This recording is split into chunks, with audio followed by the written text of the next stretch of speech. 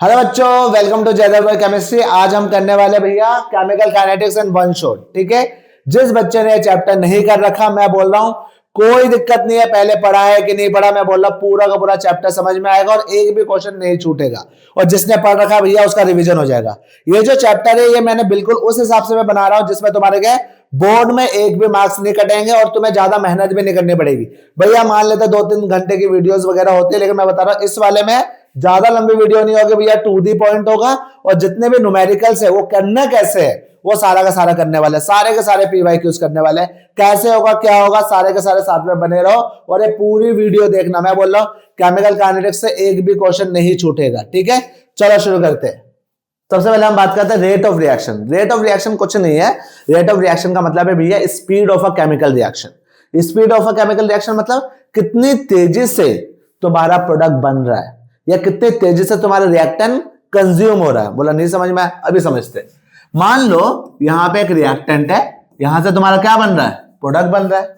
अब रिएक्टेंट मान लो इनिशियली मतलब मान लो टाइम 0 है, टाइम 0 पे मान लो मैंने लिया 10 मोलर, तो अभी प्रोडक्ट तो बना नहीं होगा, अभी तो जस्ट रिएक्शन स्टार्ट हुई है।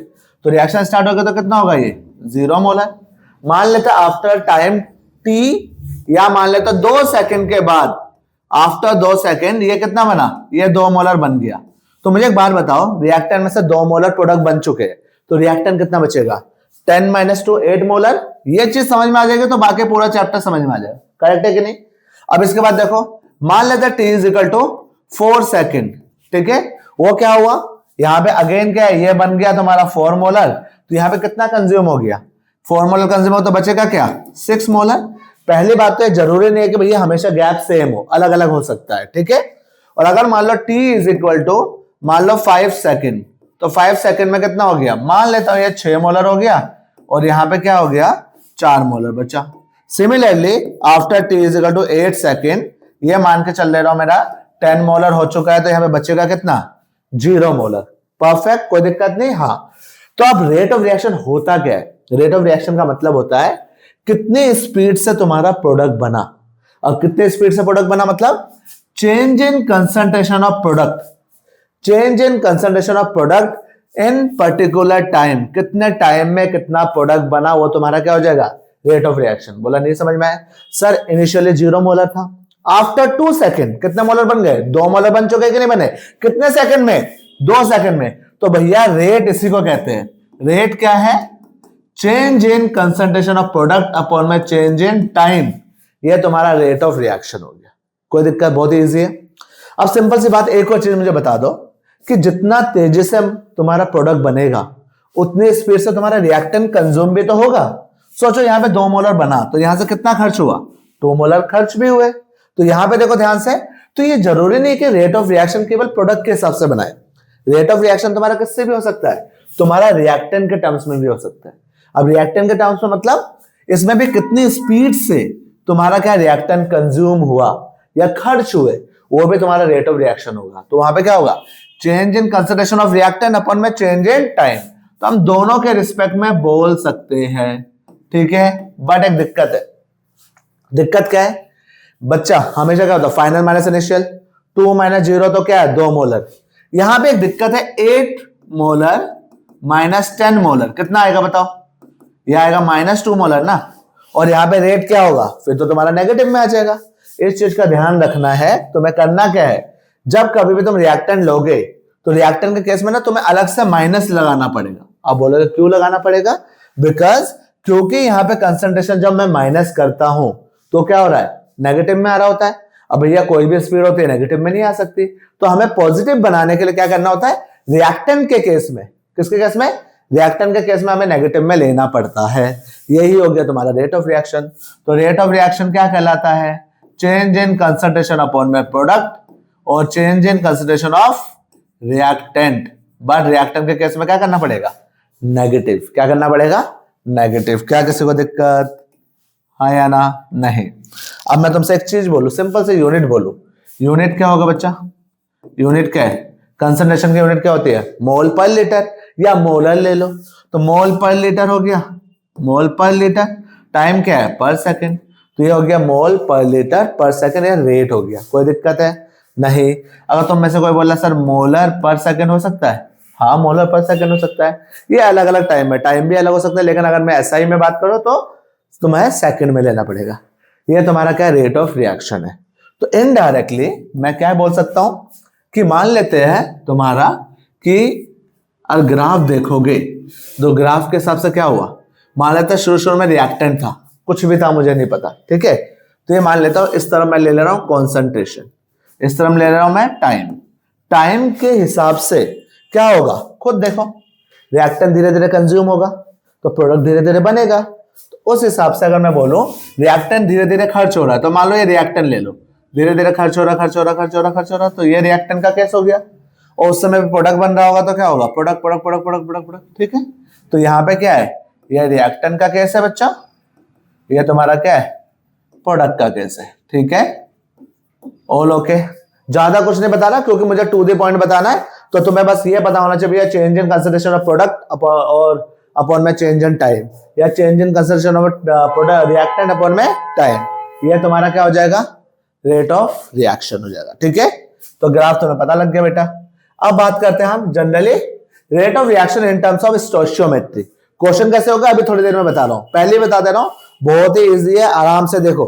लेकिन क्या है कि इट इज नॉट लाइक कि तुम्हारा क्या मन किया कि जो बड़ा बड़ा भैया ऑलरेडी बहुत कम कराऊंगा, ज्यादा नहीं कराऊंगा, तो जितना भी बोल रहा हूं उतना ध्यान दोगे तो सारे क्वेश्चन सॉल्व हो जाएंगे, ठीक है। अब rate of reaction in terms of stoichiometry, in terms of stoichiometry मतलब तुम्हें तो पता ही है, मान लो कोई भी रिएक्शन है M1A प्लस M2B, यहां पे क्या बना N1C प्लस N2D, ये बन गया तुम्हारा, ठीक है। तो यहाँ पे A का कोफिशिएंट मान लो M1 है, B का कोफिशिएंट है M2, C का कोफिशिएंट N1, D का कोफिशिएंट N2। तो तुम्हें रेट ऑफ रिएक्शन निकालना है in terms of this stoichiometric coefficient या स्टोइचियोमेट्रिक कोफिशिएंट। अब देखो ध्यान से, तो अगर मुझे रेट ऑफ रिएक्शन निकालना है, सारे शांति से सुनना, यहाँ पे हल्का सा ट्विस्ट है, रेट ऑफ रिएक्शन है तो भैया अभी क्या बोला, हम चाहे वो रिएक्टेंट के केस में बता सकते हैं, प्रोडक्ट के केस में। तो change in concentration of reactant, तो तुम लिखोगे माइनस DA बाय DT, क्योंकि रिएक्टेंट लिया, हाँ या ना। दोबारा समझो, अगर मैं बोलो कितनी तेजी से तुम्हारा रिएक्टेंट कंज्यूम होगा, तो रेट ऑफ रिएक्शन के लिए क्या करोगे DA बाय DT, लेकिन किस में लोगे नेगेटिव में। बट एक चीज देखो, मैं क्या बोल रहा, rate of reaction in terms of stoichiometry.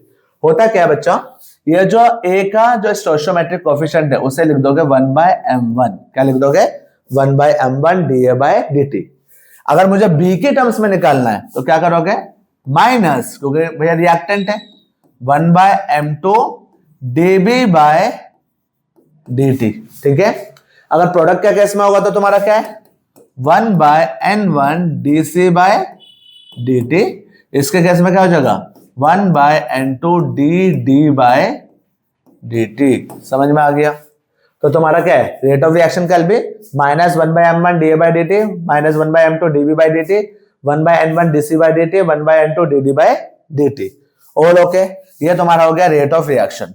लेकिन ये जो रेट ऑफ रिएक्शन है तो तुम किसी से भी निकाल सकते हो, अगर ये दे रखा है तो भी निकाल सकते हो, ये भी दे रखा तो भी, किसी से भी रेट ऑफ रिएक्शन निकाल सकते हो। बट अगर मैं केवल इंडिविजुअल की बात करूं, यहां पे केवल मैं बात करूं कि माइनस DA बाय DT क्या है, माइनस DA बाय DT है रेट ऑफ डिसअपीयरेंस ऑफ ए। भैया कितने स्पीड से, तुम्हारा कितने स्पीड से क्या हो रहा है, ए का कंसंट्रेशन क्या हो रहा है, खत्म हो रहा है। या मैं बोलो केवल माइनस DB बाय DT की बात करूं, माइनस DB बाय DT क्या होगा, rate of disappearance of B. किसी को दिक्कत तो नहीं, ऑल ओके। वहीं पर अगर मैं तुमसे पूछूं बच्चा लोग, ओके DC बाय DT क्या होगा, केवल DC बाय DT की बात करूं, ये क्या है rate of formation of C, rate of formation of तुम्हारा क्या है सी। और अगर मैं बात करूं DD बाय DT, ये क्या है रेट ऑफ फॉर्मेशन ऑफ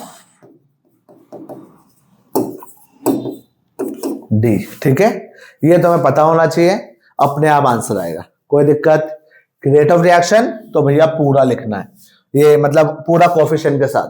और केवल इंडिविजुअल की बात करनी है तो माइनस DA बाय DT क्या कहलाएगा, rate of disappearance of A, और DB by DT minus rate of disappearance of B.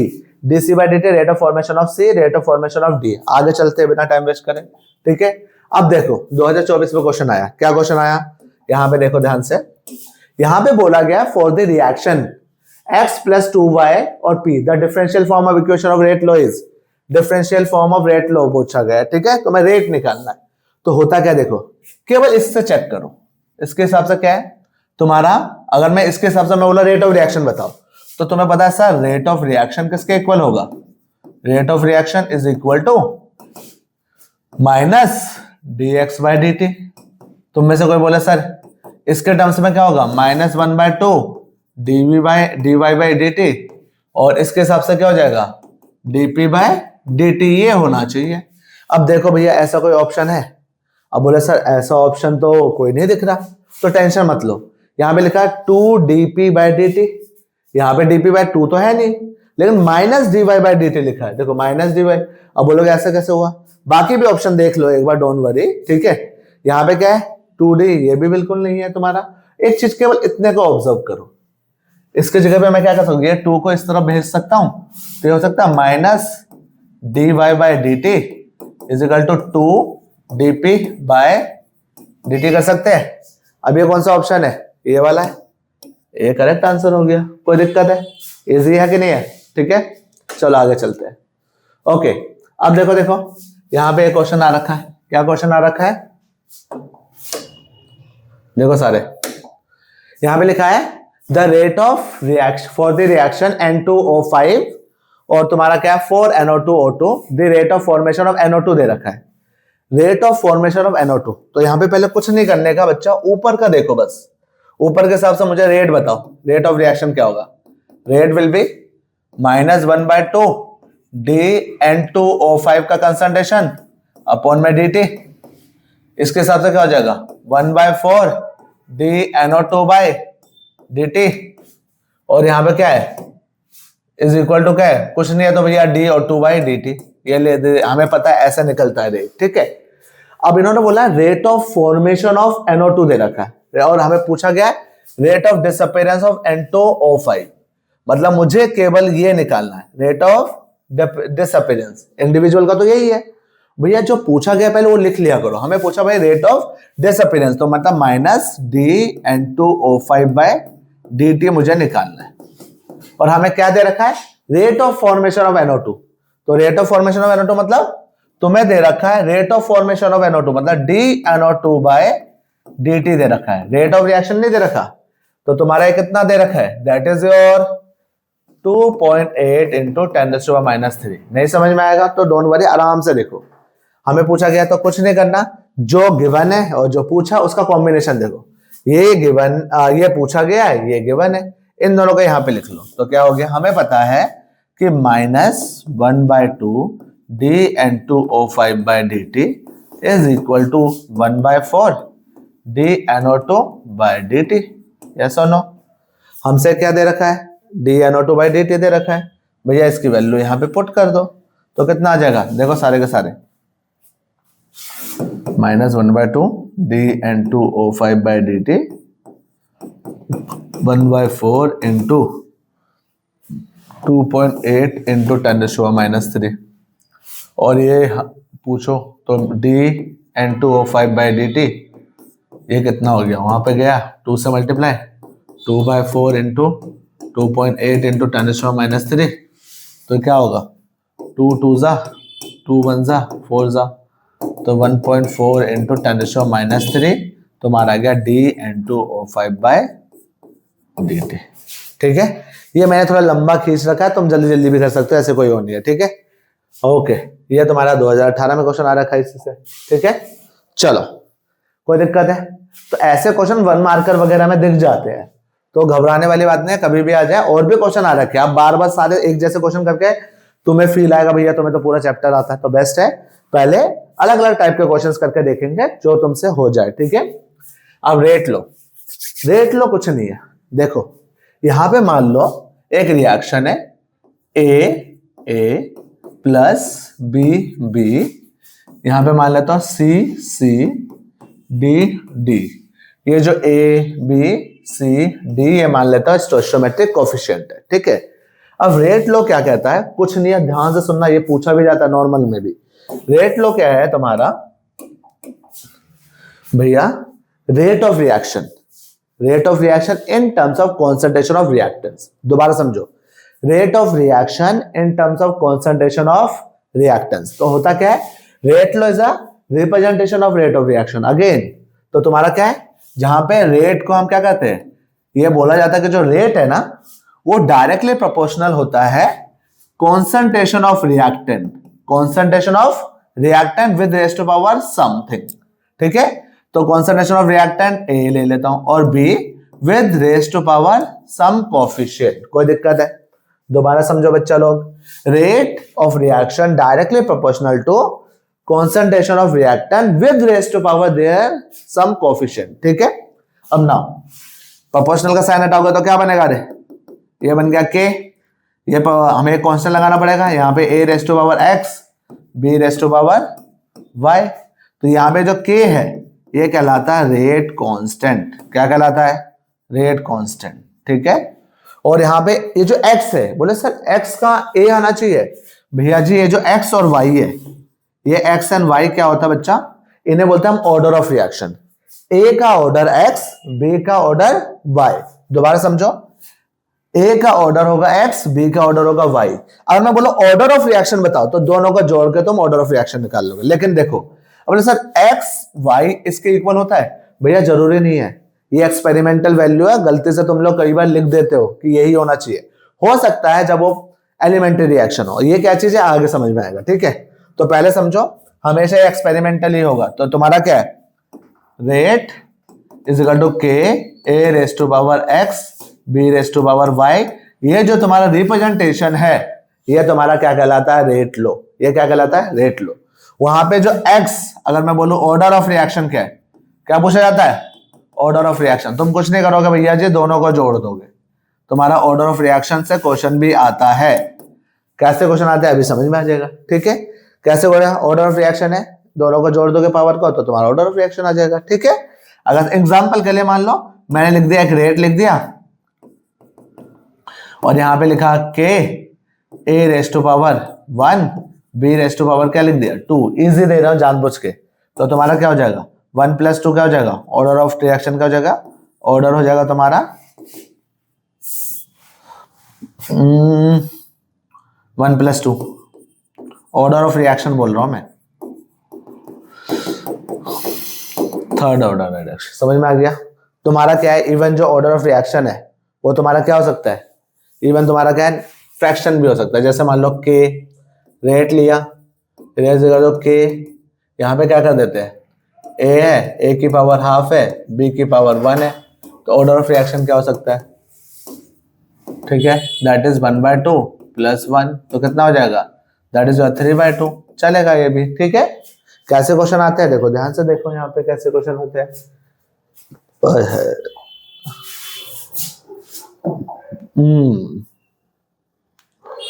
कैसे, ओके ठीक है, कैसे क्वेश्चन, अच्छा ऑर्डर ऑफ रिएक्शन लिख दिया, इसको छोड़ देते हैं। ठीक है, अभी मैं दिखा दे रहा हूँ कैसे क्वेश्चन आते हैं। ठीक है, नाउ थोड़ा सा हल्का सा और बात करते हैं। ठीक है, जब तुमसे मैं बोल रहा हूँ ना ऑर्डर ऑफ रिएक्शन, तो ऑर्डर ऑफ रिएक्शन से 1-2 क्वेश्चन और आता है। भैया देखो जी, होता क्या है, मान लो मैंने लिखा rate is equal to K A की पावर 0, तो मुझे एक सिंपल सी बात बता दो, कौन सा ऑर्डर ऑफ रिएक्शन है, 0 ऑर्डर रिएक्शन है। अगर मैंने लिखा रेट इज इक्वल टू क्या है, के ए रेस टू पावर क्या 1 या कुछ नहीं है तो क्या है, फर्स्ट ऑर्डर। ये वाला तुम्हारा 0 ऑर्डर है, ये तुम्हारा क्या है, फर्स्ट ऑर्डर है। ठीक है, उसका रेट इज इक्वल टू लिखा हुआ है के ए की पावर 2, तो मतलब क्या है, सेकेंड ऑर्डर है। क्या है बच्चा लोग, सेकेंड ऑर्डर। तो तुमसे ना कई बार यूनिट ऑफ रेट कांस्टेंट पूछा जाता है। क्या पूछा जाता है, यूनिट ऑफ रेट कांस्टेंट। आप बोलोगे कैसे, आप समझो, बहुत ही इजी है। रेट कांस्टेंट, अगर मैं लिखा rate is equal to K A की पावर 0, ए की पावर मतलब 0। अब मुझे बता, किसी की पावर 0 का मतलब कितना होता है, 1, तो मैं लिख सकता हूं रेट इज इक्वल टू क्या, के। तो ये क्या तुम्हारा 0 ऑर्डर है, क्या ये 0 ऑर्डर रिएक्शन है। तो अगर मैं बोलूं रेट की यूनिट क्या होती है बच्चा लोग, मोल पर लीटर पर सेकेंड, तो मोल पर लीटर पर सेकेंड, तो ये के की हो गई, तो रेट कांस्टेंट की क्या हो गई, मोल पर लीटर पर सेकेंड। लेकिन किसके लिए, फॉर जीरो ऑर्डर रिएक्शन, ठीक है। और बोले ओके सर फर्स्ट ऑर्डर बताओ, तो अगर मैं फर्स्ट ऑर्डर लिखूं, फर्स्ट ऑर्डर का मतलब क्या होना चाहिए, फर्स्ट ऑर्डर में क्या है, जो रेट है वो डायरेक्टली प्रोपोर्शनल टू ए होता है, मतलब के ए के पावर 1 है। अब रेट की यूनिट क्या है, मोल पर लीटर पर सेकेंड के, उसके बाद ए की यूनिट क्या है भैया, ए तो कंसंट्रेशन होता है ना, तो उसकी क्या हो गई, मोल पर लीटर ओनली, क्या हो गया, मोल पर लीटर। तो यहां पे कट गया, ये कट गया, तो के कितना आ गया, पर सेकंड। और कभी मान लो किसी में रेट कांस्टेंट की वैल्यू दे रखी है और उसकी यूनिट पर सेकंड दे रखी है, तो उससे भी तुम समझ सकते हो कि भैया जी ये क्या है, फर्स्ट ऑर्डर रिएक्शन। और वहीं पर अगर मैं बोलूं, देखो ध्यान से सुनना सारे के सारे, बोला सर आप थोड़ा सा सेकंड ऑर्डर भी बता दो। सेकंड ऑर्डर में क्या होगा, रेट के ए का पावर 2, तो ए का पावर में देखो ध्यान से, रेट क्या है, मोल पर लीटर पर सेकंड, के ए क्या है, कॉन्सेंट्रेशन, तो मोल पर लीटर, लेकिन मोल पर लीटर क्या 2 टाइम्स, ठीक है। और भैया जिनको मैंने वो तो जल्दी जल्दी कर लेंगे, लेकिन मैंने देखा जो बायो वाले बच्चे हैं उनको इसमें भी दिक्कत हो जाती है, तो कुल मिला के 2 बार लिखना है। तो यहां पे लिखो मोल, गलती, ठीक है, मोल पर लीटर पर सेकंड अपॉन में लेके आ जाओ इसे, तो ये हो जाएगा मोल पर लीटर 2 बार, ये पूरा कट गया। अब मोल ऊपर गया तो क्या बन गया बच्चा, पर मोल, लीटर प्लस में आ जाएगा पर सेकंड, ये क्या हो गया के। ये तुमसे पूछा गया है 1 मार्कर में है, बोलोगे इतना बच्चों वाली चीजें क्यों बता रहे हो, हाँ ये 1 मार्कर में कई बार पूछा जाता है, फर्स्ट ऑर्डर का यूनिट बताओ, सेकंड ऑर्डर का बताओ, जीरो ऑर्डर का। अब एक ऑप्शन है भैया तुम रट लो, लेकिन कितना रट लोगे, बेस्ट ऑप्शन रहता है कि भैया जी निकल कैसे रहा है ये तुम्हें पता होना चाहिए। एग्जाम में कैसे क्वेश्चन आ रहे हैं देखो ध्यान से, अच्छा ये तो सेम स्लाइड आ गई, कोई नहीं। अब देखो बहुत ही इजी सा, यहाँ पे क्या लिखा हुआ है देखो ध्यान से, जिसको समझ में ना आए आराम से देखो पढ़ो समझ में आ जाएगा। For a reaction A plus B plus P the rate is given by rate के ए के ऊपर कुछ नहीं है, तो भैया क्या चीज है, यहाँ पे भैया 1 है, यहाँ पे क्या है तुम्हारा 1, तो यहाँ पे 1 है तो क्या करोगे, यहाँ लिखोगे 1, ठीक है, यहाँ पे B। तो बोले how is the rate of reaction affected if concentration of B is double, तो कुछ नहीं है, देखो ध्यान से, ये रेट है के ए है, बी का स्क्वायर है, सारे शांति से देखना। उसने बोला कि भैया रेट क्या होगा अगर मान लो कॉन्सेंट्रेशन ऑफ बी डबल हो जाए, तो कुछ नहीं करोगे बच्चा लोग, ये रेट हो गया, एक नया रेट आ गया, हमने उसको लिख दिया रेट डैश के। ए को कोई इंपैक्ट पड़ा नहीं पड़ा, ऑर्डर वॉर्डर कुछ चेंज नहीं होगा, बट उसने बी बोला डबल हो जाए, तो क्या करने का, इसका स्क्वायर करने का, तो के ए 2b का स्क्वायर मतलब क्या है 4b स्क्वायर, तो इंडायरेक्टली 4 को कॉम बाहर ले लोगे तो क्या हो जाएगा बच्चा लोग, के ए बी का स्क्वायर। अब मुझे एक बार बताइए ये इनिशियल रेट था कि नहीं था, तो क्या हो गया, जो नया रेट है न्यू रेट किसके इक्वल हो गया, 4 times of initial rate, 4 times of initial rate. ऐसे क्वेश्चन आते हैं बच्चों वाले, ठीक है। इसका what is the overall order of reaction if A is present in large access, ठीक है। अच्छा ये वाला क्वेश्चन अभी छोड़ते हैं बिकॉज आगे बताऊंगा, ठीक है, आगे बताऊंगा इन द सेंस कि आगे ना एक सूडो फर्स्ट ऑर्डर करके रिएक्शन आएगी आगे, ठीक है उसमें। लेकिन फिर भी अगर तुम अभी सुनना चाहते हो तो ये क्या है, जब कभी भी मान लो 2 चीज है, उनमें से जो भी एक्सेस में होता है, जो भी तुम्हारा क्या होगा एक्सेस में होगा, वो जनरली हम उसको कांस्टेंट ले लेते हैं, उसका यूनिट ले लेते हैं। मतलब यहाँ पे ए एक्सेस में है ना, तो इसका कंसिडरेशन हम 1 ले लेते हैं क्योंकि इसका कंसिडरेशन चेंज नहीं होता, ठीक है। क्यों नहीं होता, कैसे क्या चीजें ये आगे बताएंगे, लेकिन अभी अगर तुम्हें सुनना है ये एक्सेस में तो ये 1 हो गया, तो ऑर्डर ऑफ रिएक्शन कितना हो जाएगा ओनली 2, ठीक है। और okay now there is another question, ठीक है, write unit of rate constant for zero order and for the, ये तुम लोगों ने कर लिया, हटा दो, ठीक है। If the concentration expressed in mole per time in second, ठीक है, हटा दो। यहां पे बोला है for a reaction A plus B product, ठीक है, the rate law is given by, इन्होंने दोबारा देखा what is the order of reaction 1 plus 2, order of reaction 3 हो गया। Right the unit of rate constant K for the first order reaction, वो अभी कर चुके थोड़ी देर पहले, फर्स्ट ऑर्डर रिएक्शन की यूनिट क्या होगी। A reaction is of second order with respect to it's reactant, देखो ध्यान से, A reaction is of second order with respect to its reactant. How will its reaction rate be affected if the concentration of the reactant is double and reduced to half? कुछ नहीं है, बहुत ही easy है, ये मैं erase कर दे रहा हूं, ठीक है, तुम लिख लेना अगर लिखने का मन है। देखो ध्यान से, अब क्वेश्चन क्या है, रेट जो है इस वाले की बात हो रही है, ठीक है, रेट रिएक्टेंट के रिस्पेक्ट में क्या है, सेकंड ऑर्डर का है, ठीक है, मैंने यहाँ पे बी लिख दिया, तो कोई नहीं, ए बी कुछ भी लिख दो, ठीक है, ए का स्क्वायर है, ठीक है, सेकंड ऑर्डर यही है ना। उसने बोला कि भैया अभी कंसंट्रेशन डबल हो जाए तो क्या होगा और आधी हो जाए तो क्या हो जाएगा। डबल का तो तुम्हें पता ही है भैया, डबल करोगे तो मान लो न्यू रेट क्या हो जाएगा, नया रेट हो जाएगा के, डबल मतलब 2a का होल स्क्वायर, तो ये हो जाएगा 4ka स्क्वायर, मतलब ये मैं डायरेक्टली जल्दी लिख दिया, 2 का स्क्वायर 4, 4 को बाहर लेके के स्क्वायर, तो ये के स्क्वायर क्या था, इनिशियल रेट, ठीक है, इनिशियल रेट, तो उसका 4 टाइम्स हो गया। और अगर मैं बोलूं बच्चा लोग अगर आधा हो जाए, अगर हाफ हो जाए, तब क्या करने का, तो हाफ करने में क्या है, तुम्हारा कंसंट्रेशन रेट है, सेम चीज है। अब इसके अलावा जो एक और रेट ले लेता हूं, रेट 2 कुछ बनेगा, दैट इज योर के आधा हो गया, ए आधा हो गया, तो ए का हाफ कर दिया, स्क्वायर करोगे तो क्या जाएगा, के ए स्क्वायर अपॉन में 4, तो क्या हो गया 1/4 टाइम्स ऑफ इनिशियल रेट। इस टाइप के क्वेश्चन को आते हैं जनरली रेट से, ठीक है। चलो आगे चलते हैं बच्चा लोग।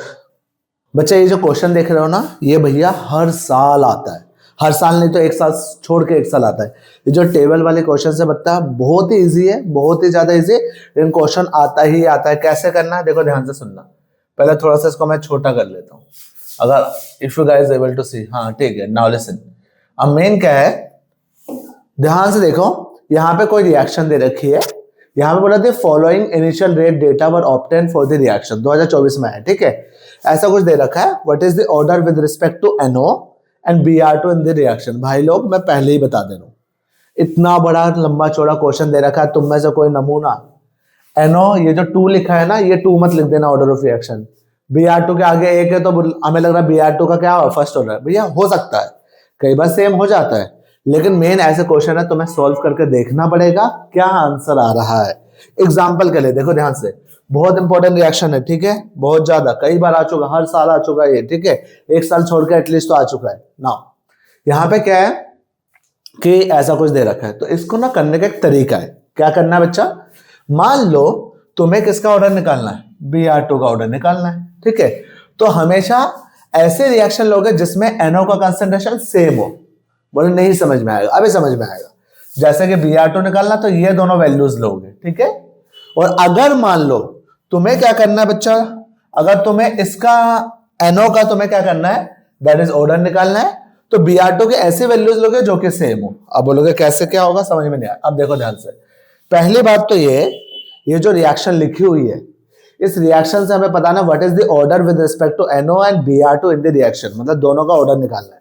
तो पहले तुम्हें लिखना है रेट इज इक्वल टू, पहले इसके हिसाब से के NO की पावर 2 मत करना, उसको मान लो x होगा ऑर्डर, ठीक है, और Br2 raise to power something, मैंने बोला कई बार सेम हो सकती है, कई बार नहीं भी होगी, ठीक है। तो x और y ये तुम्हारा क्या है, रेट आ गया, ठीक है। यहां से हमें निकालना है, तो कुछ नहीं करना तुम्हें, जैसे मान लो मुझे Br2 का ऑर्डर निकालना है, तो Br2 का ऑर्डर निकालने के लिए मैंने क्या बोला, NO सेम होना चाहिए, तो 2 रिएक्शन ले लो, 2, तो मान लेता हूं फ्रॉम 2, ठीक है। रेट क्या है बेटा, रेट 3.0 इंटू 10⁻³ ठीक है, और तुम्हारा क्या है, इज इक्वल टू के, NO का कंसंट्रेशन कितना बच्चा 0.5 रेज टू पावर x, और Br2 का 0.15 रेज टू पावर क्या y, ये सेकंड से लोगे, ठीक है। और अगर तुम फ्रॉम 1 लोगे, फ्रॉम 1, तो दोबारा क्या है 1.0 इंटू 10⁻³ के 0.5 रेज टू पावर x, और Br2 का है 0.05 रेज टू पावर क्या तुम्हारा y। अब तुम्हें समझ में आया क्यों लिया, क्यों, ताकि जब ऐसा आएगा ना तो उनको तुम डिवाइड कर देना। क्या करोगे, डिवाइड। तो अब देखो क्या होगा, ये k तो गया, ये पूरी की पूरी वैल्यू गई। अब ऐसा करने से हम जानबूझ के किए कि अगर हमें Br2 का निकालना है तो Br2 निकालने के लिए मुझे क्या करना पड़ेगा बच्चा, इस ये वाला कॉमन लेनी है, और अगर मुझे NO की पोर निकालनी है दैट इज ऑर्डर, तो इसको सेम लेना है। तो अब देखो ये किया, यहाँ पे देखो ये भी किया, आंसर क्या है 3 इज इक्वल टू कितना, इधर देखो दोनों का 0.15 है, दोनों की पावर क्या है सेम है, तो मैं लिख सकता हूँ 0.5 रेज़ टू पावर y, ठीक है। अब ये गया 5 3 जा, तो यहाँ पे क्या 3 इज इक्वल टू क्या 3 रेज़ टू पावर y। अब इंडायरेक्टली क्या है 3 की पावर कुछ नहीं 1, तो ये दोनों तो बेस सेम है, तो y क्या हो गया, y हो गया तुम्हारा 1, y तुम्हारा क्या हो गया 1। समझ में आया? All okay. ये तो चलो क्या होगा Br2 का निकल गया, हमें क्या निकालना है NO का निकालना है, ठीक है। तो NO का कैसे निकालो, देखो ध्यान से, मान लो इसको मैं क्लोन कर देता हूं, नेक्स्ट पेज पे है, वेयर इज दिस, चलो ना, अब मुझे क्या करना है Br2 निकालना है, सेम ही चीज करनी है, ठीक है। तो क्या करोगे, मुझे अब देखो मुझे इसका निकालना, तो तुम क्या करोगे फ्रॉम, मैंने बोला क्या दोनों सेम होने चाहिए, दोनों सेम है क्योंकि इधर देखो वैल्यू सेम है, तो 3 से क्या आ जाएगा तुम्हारा, देखो रेट इज इक्वल टू के, यहाँ पे क्या है NO रेज़ टू पावर तुम्हारा क्या है दैट इज x, और तुम्हारा क्या है Br2 raise to power y, क्योंकि हमें नहीं पता तो अभी हमने y की वैल्यू निकाल ली। अब मुझे NO के ऑर्डर निकालना, तो क्या करोगे सिंपल से वे में क्या करना है तुम्हें, 3 से देखो फ्रॉम 3 क्या हो जाएगा, रेट कितना हो गया 9 इंटू 10⁻³ के लिखा, NO कितना है, NO क्या है तुम्हारा 0.15 raise to power what x, Br2 कितना है 0.05 raise to power y, upon में क्या कर दो फर्स्ट वाला कर दो, कौन सा पहले वाला, रेट कितना है 1 इंटू 10⁻³, ठीक है, और यहाँ पे क्या है k, यहाँ पे 0.05 रेज़ टू पावर क्या x, 0.05 raise to power y, cut गया ये, ठीक है। तो यहाँ पे भी क्या है देखो कट गया, यहाँ पे 9 आ गया, 0.515 अपॉन में 0.05 raise to power what x आ गया। तब तुम लोग क्या करोगे, ये कट गया तो 3, तो 9 is equal to 3 raise to power x, 3 को लिख सकते हो 3 का square is equal to 3 raise to power x, base same है तो ये पावर भी क्या सेम, तो x क्या हो गया 2।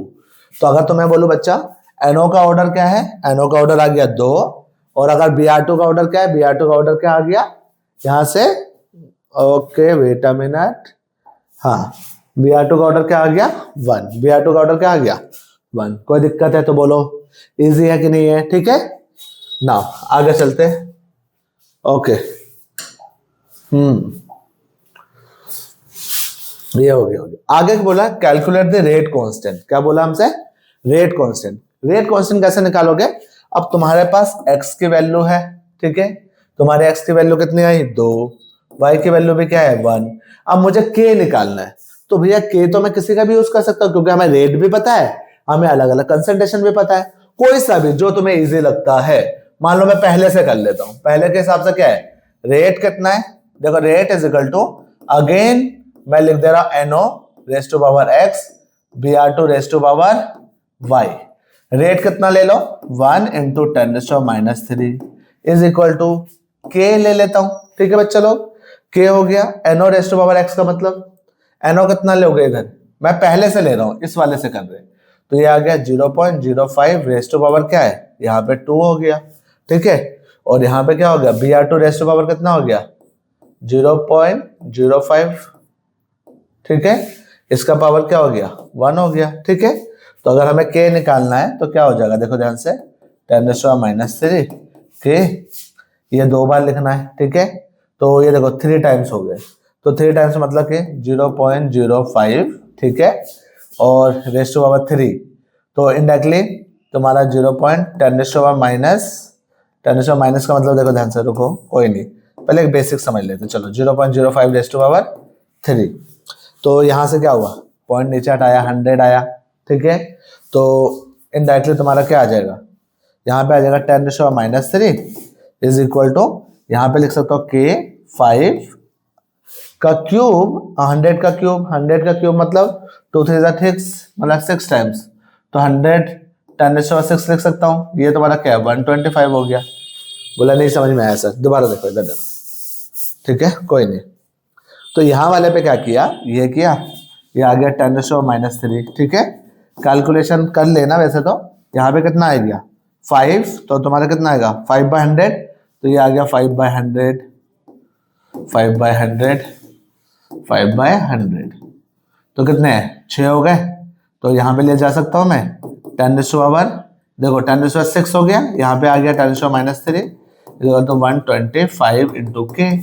अब इधर आ गया के, आ गया के कितना हो जाएगा तुम्हारा, डिवाइड कर दो इसको इधर, तो 10⁻³ अपॉन में 125। अब इससे तुम लोग सोल्व कर लेना क्या आ रहा जो भी है, ठीक है। तो बोला determine the rate of reaction when consideration, अलग से एक क्वेश्चन पूछा गया है, ठीक है, कि हमें डिटरमाइन करना है rate of reaction when consideration of NO and Br2 are 0.4 and 0.2। अब इन्होंने अलग से दे रखा है कि भैया हमें रेट निकालना है। क्या निकालना बच्चा, हमें रेट निकालना, लेकिन दोनों का कंसिडरेशन अलग अलग दे रखा है। तो बहुत ही इजी है, देखो ध्यान से।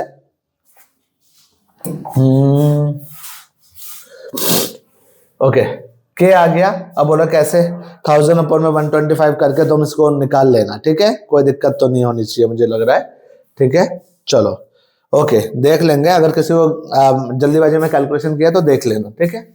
आगे चलते हैं। अब इन्होंने क्या पूछा है, देखो ध्यान से। क्लोन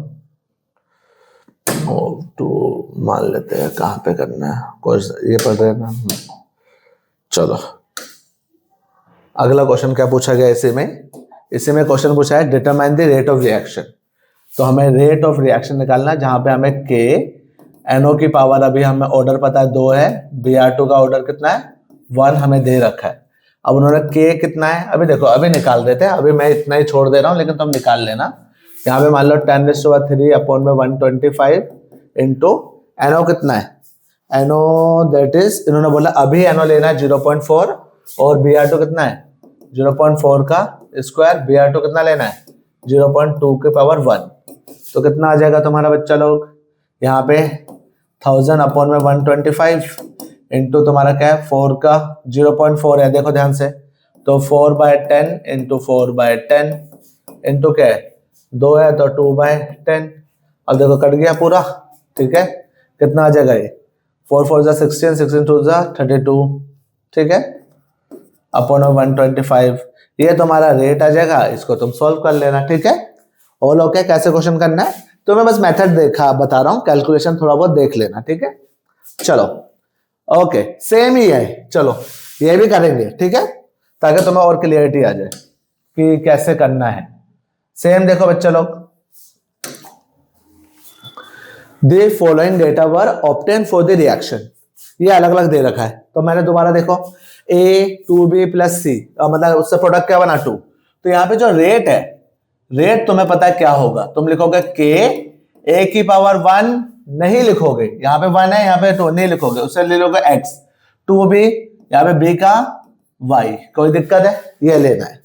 पहले बताओ मुझे, अगर मुझे B का ऑर्डर निकालना है तो मैं A की ऐसी वैल्यू लूंगा जो दोनों सेम हो, A की दोनों वैल्यू क्या हो सेम। अगर मुझे A की ऑर्डर निकालना है तो B के ऐसे वैल्यू लूंगा जो दोनों सेम है, जैसे दिखाता हूं। मान लो मुझे B निकालना है तो A सेम है, तो ठीक है, यहां पे देखो दोनों का A सेम है, ठीक है, तो ऐसा वाला ले लो, 4 ले लो। 4 से देखो 4 क्या है तुम्हारा ऑर्डर कितना है, मैं डायरेक्टली लिख दे रहा हूं, ठीक है, फ्रॉम 4th, थोड़ा सा यहां लिख दे रहा हूं फ्रॉम 4, ठीक है। तो तुम्हारा क्या 2.40 इंटू 10⁻² इज इक्वल टू, यहां पे क्या आ जाएगा कि A कितना है 0.1 raise to power x, B कितना है 0.4 रेज़ टू पावर y। ये 4th वाले से ले रहा हूं। सेकंड वाले से क्या होगा, फ्रॉम सेकंड, देखो यहां पे तुम्हारा रेट कितना है सेकंड 6.0 इंटू 10⁻³ यहां पे आ जाएगा K 0.1 कितना है 0.1 रेज़ टू पावर x, फिर है 0.1 रेज़ टू पावर y, ठीक है। ऐसा करने में फायदा क्या, दोनों को डिवाइड कर देना, ठीक है, लिख देना डिवाइड 4/2 ऐसे करके, ये गया ये गया ये गया ये गया। यहां पे देखो ध्यान से देखना, ये ऊपर गया तो 10⁻⁻² गया, तो यहाँ पे क्या बचेगा 2.4 इंटू 10/6 इंटू तुम्हारा क्या है 0.4 अपॉन में 0.1 है रेस्ट टू पावर y हो गया। अब ये इधर गया तो 24, 6 4 हो गया, तो तुम्हारा कितना आ गया 24 हो गया, 4 आ गया। यहाँ पे भी क्या है 4 आ रहा है, 4y है, ठीक है। 4 की पावर कुछ नहीं तो 1 है, तो y कितना आ गया 1। अब देखो ध्यान से, मैंने क्या बोला था तुम्हें, जरूरी नहीं है। यहाँ पे देखो b का तुम्हें लग रहा था 2 आना चाहिए, यहाँ पे आया कि नहीं आया 1, तो इस चीज का ध्यान रखना, ठीक है। जैसे करवा रहा हूं वैसे ही क्वेश्चंस करने, बहुत इजी है। अब ये तुम्हारा क्या निकल गया y निकल गया, क्या निकल गया y। अब मुझे क्या करना है, हमें x निकालना है, तो कैसे निकालोगे देखो ध्यान से। चलो इसको दोबारा वहां पे कॉपी कर लेते हैं।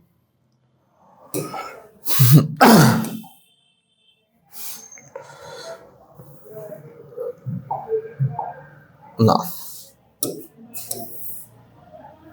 अब हमें क्या करना है, सेम चीज हमें पता है रेट इज इक्वल टू तुम्हारा क्या है के ए की पावर x बी की पावर y, तो तुम्हारा y आ चुका। अब हमें x निकालना है, तो x निकालने के लिए क्या होना चाहिए भैया, b की ऐसी वैल्यू लोगे जो सेम हो। अब देखो b की वैल्यू कौन, ये दोनों सेम है, तो थर्ड और 1 ले लो, तो फ्रॉम थर्ड क्या होगा, फ्रॉम थर्ड तुम्हारा क्या है, दैट इज रेट होगा 1.68 into 10⁻⁻1 is equal to K ए कितना बच्चा 0.4 रेस्ट टू पावर x और 0.3 रेस्ट टू पावर y, ठीक है।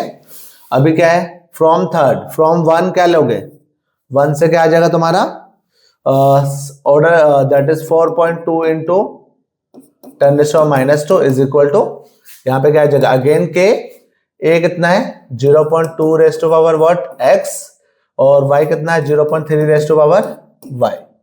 ये गया ये गया ये गया ये गया, ठीक है। अब यहाँ पे रुकते हैं थोड़ा आराम से, यहाँ पे ऊपर गया, ठीक है, तो यहाँ से कट जाएगा, तो तुम्हें दिख रहा है कि बच्चा 10⁻⁻2 प्लस में चलाएगा तो 1 हो जाएगा, तो यह जाएगा 1.68 इंटू 10 डिवाइड करने के लिए बोला था मैंने, ठीक है, अपॉन में क्या है 4.2।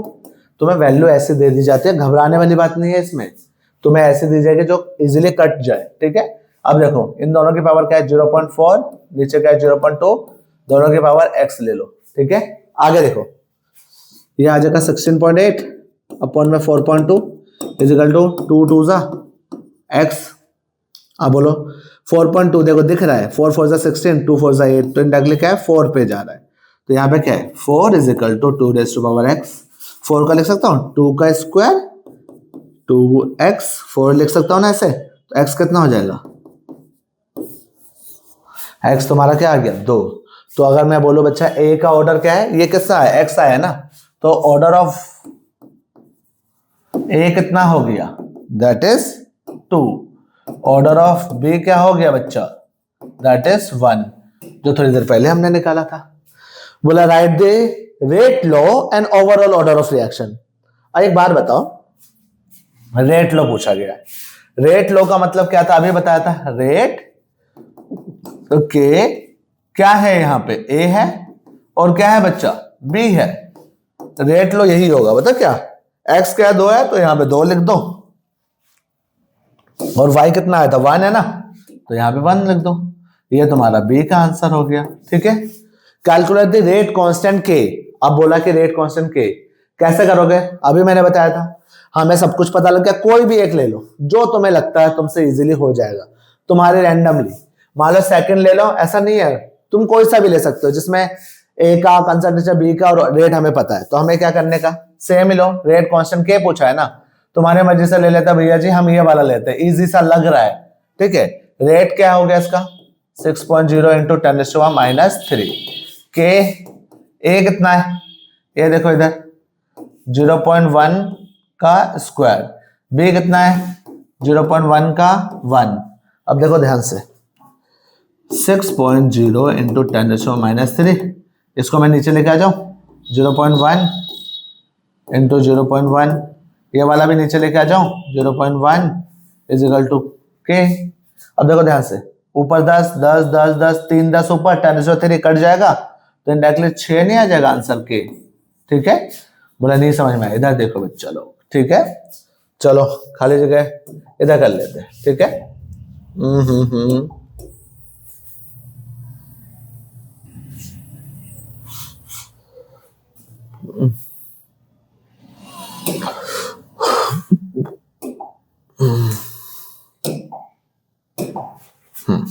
देखो यहां पे थे हम, तो क्या बात कर रहे थे यहां पे कि हम, देखो ध्यान से,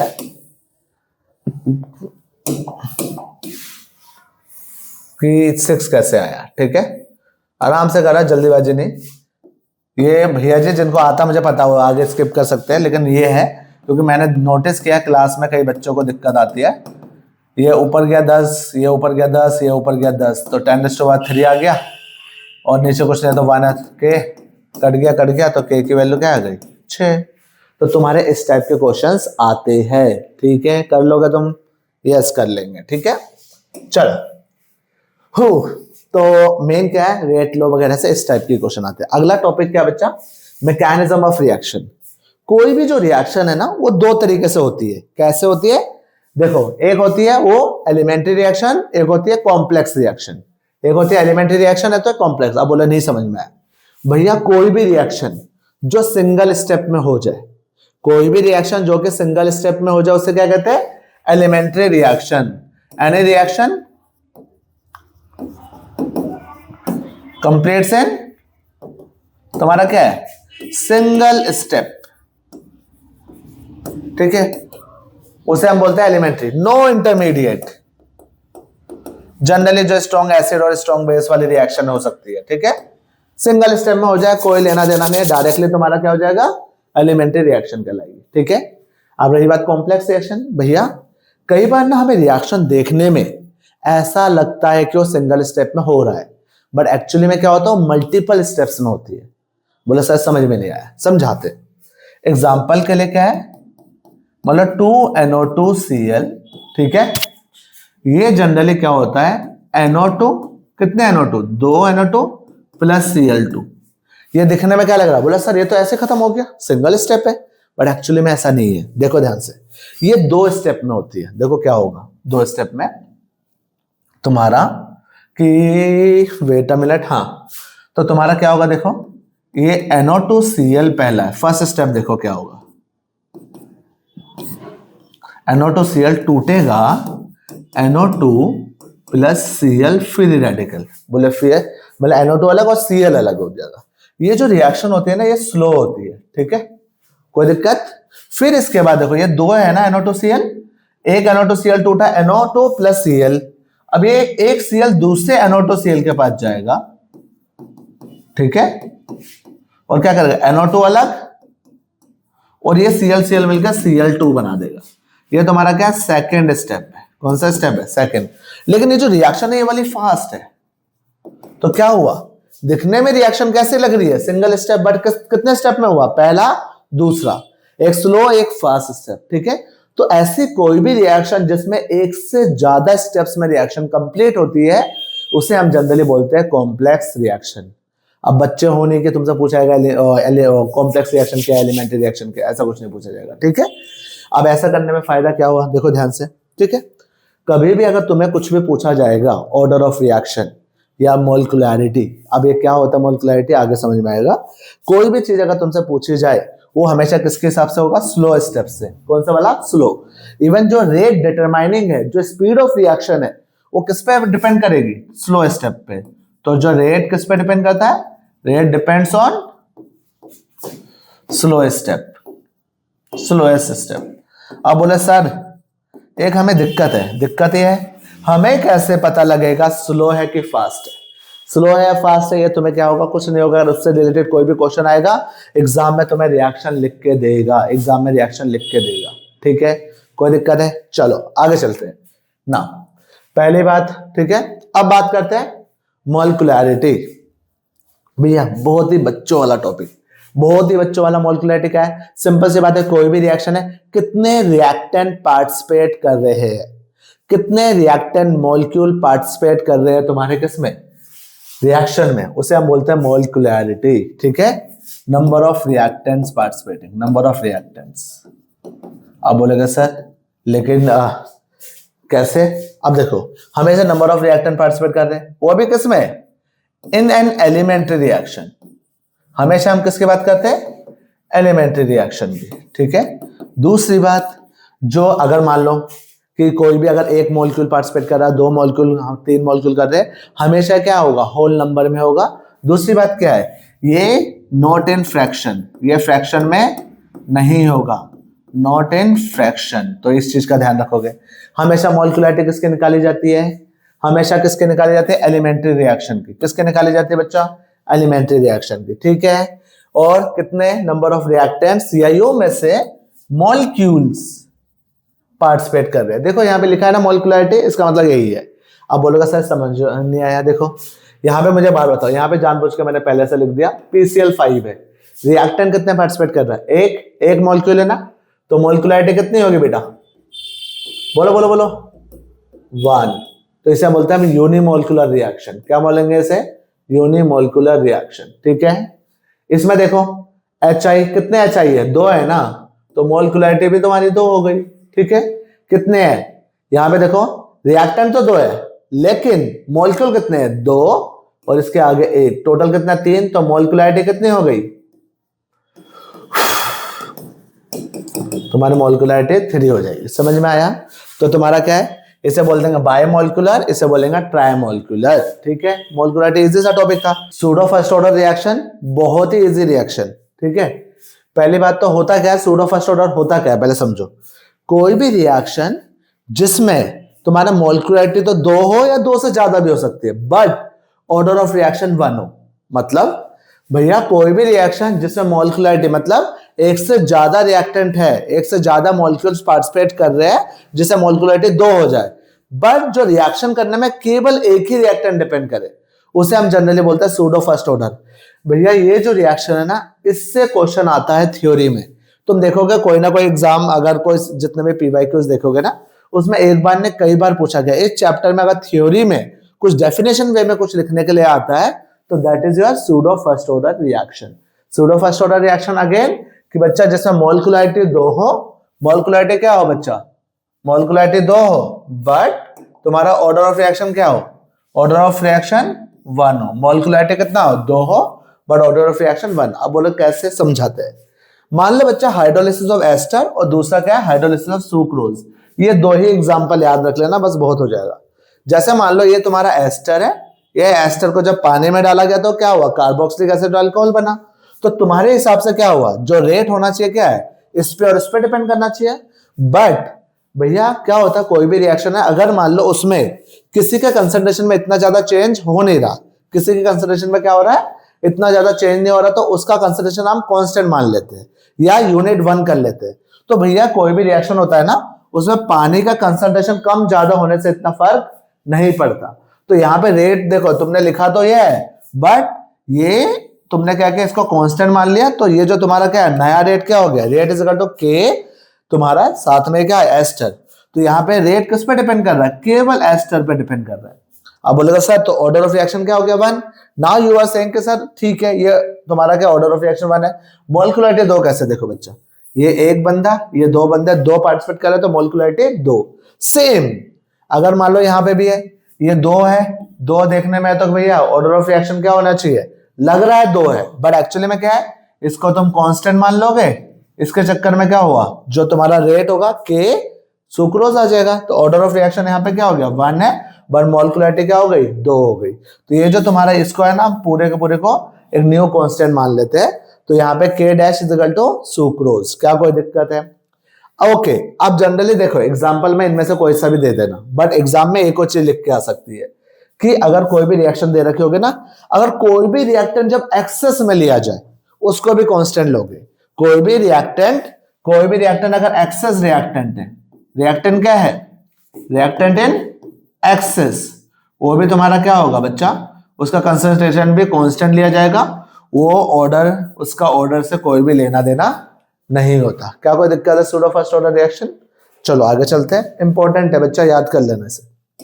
नाउ ओके, इंटीग्रेटेड रेट लो। अब इंटीग्रेटेड रेट लो में क्या है? तुम्हें ना इसमें बस फॉर्मूला याद होना चाहिए और कुछ भी नहीं, ठीक है। और कैसे आया, डेरिवेशन वगैरह कुछ नहीं, कोई नहीं पूछता, ठीक है।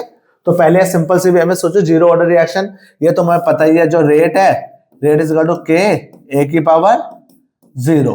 Rate is equal to K A की पावर जीरो का मतलब रेट तुम्हारा किस पे डिपेंड नहीं कर रहा, तुम्हारा कॉन्सेंट्रेशन ऑफ रिएक्टेंट पे डिपेंड ना करे।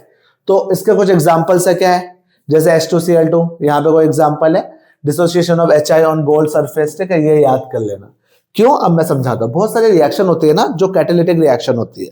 कैटालिटिक रिएक्शन में क्या होता है, रिएक्टेंट ज्यादा है, बहुत सारे रिएक्टेंट्स आए जा रहे हैं, बट बिना कैटालिस्ट के रिएक्शन हो ही नहीं सकती।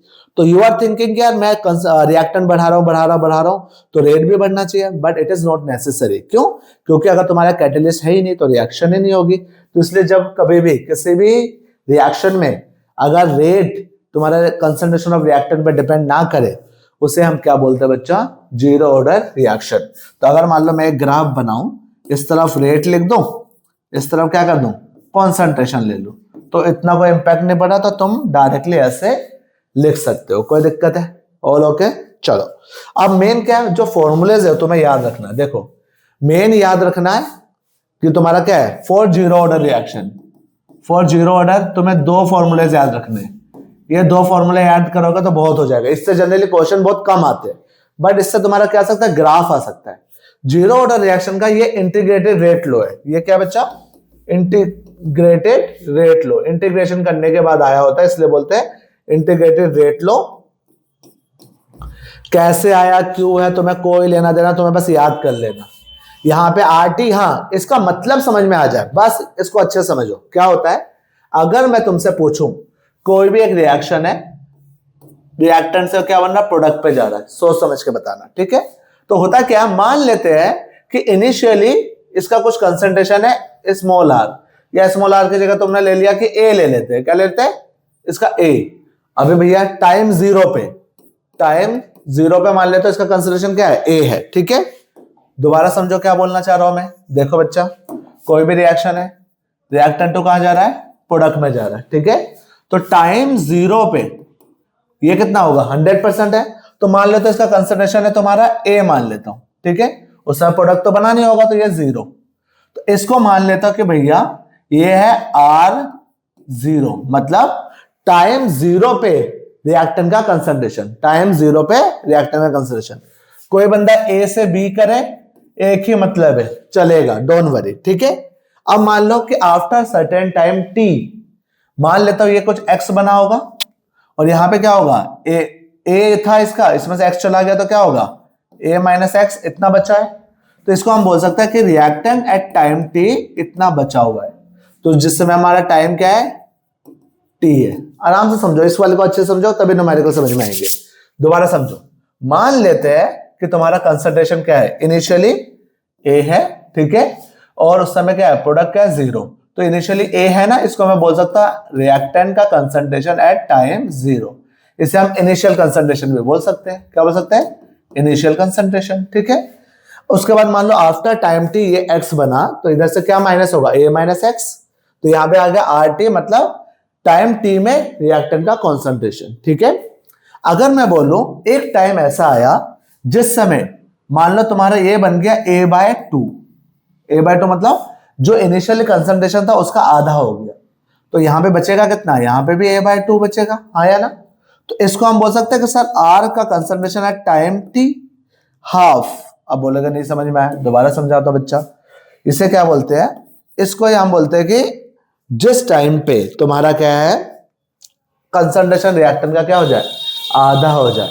कितना हो जाए, आधा, या आधी रिएक्शन हो जाए, उसे हम बोल सकते हैं बच्चा T हाफ, या U में से हाफ लाइफ। क्या बोलेंगे इसे, हाफ लाइफ।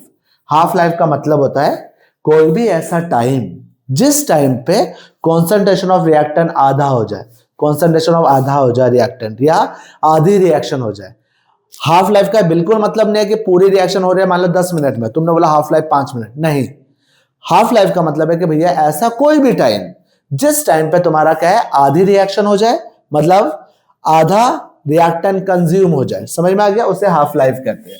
तो इसको जनरली है, इसको हम बोल सकते हैं। तो इसको हम बोलते हैं कि सर यहाँ पे बचा कितना, इनिशियल का कंसंट्रेशन का क्या बचा, आधा बचा, ये भी बोल सकते हो, कोई दिक्कत तो नहीं, एक ही मतलब है ना, ठीक है। तो ये याद रखना है। अब देखो ध्यान से सुनना, R0 मतलब इनिशियल कंसंट्रेशन, RT मतलब टाइम t में रिएक्टेंट कितना बचा हुआ है, कितना बचा हुआ है, ठीक है। इसको ये याद रख लेना। तो RT is equal to R0 minus KT। तो अगर तुम्हें टाइम निकालना है तो टाइम निकालना तो इसका यूज कर लोगे, ठीक है। अब बोलोगे सर इससे कैसे, देखो ये KT इधर ले जाके ये इधर भी ले जाओ, R0 माइनस RT। अगर K पूछा है तो टाइम ले जाओ, T पूछा है तो इसके नीचे। कैसे करेंगे आगे समझाऊंगा। ये दो फॉर्मूलेस रट लेना। यहाँ पे T हाफ क्या, R0 अपॉन में 2K। इससे ना जनरली ग्राफ भी पूछा जाता है। ये देखो ऊपर वाला जो दिख रहा है ना, इसको मैं अगर मैं देखूं, ध्यान से देखना, यहां पे अगर मैं लिखूं RT is equal to R0 minus KT, तो यहां पे देखो ये टाइम के साथ तो ये वाला कम ज्यादा होगा, लेकिन ये तो नहीं होगा ना, ये तो इनिशियल है। तो इसको y मान लो, इसे कांस्टेंट मान लो।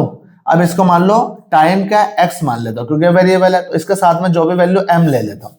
तुम्हें दिख रहा है ये लीनियर इक्वेशन का ग्राफ है, तो लीनियर इक्वेशन है, बट यहाँ पे माइनस के चक्कर में हमारा क्या हो जाएगा, तुम्हारा ऐसे डिक्रीजिंग ऑर्डर, मतलब लीनियर ग्राफ होगा बट नेगेटिव स्लोप होगा। तो इसका जो ग्राफ होता है वो it is something like this.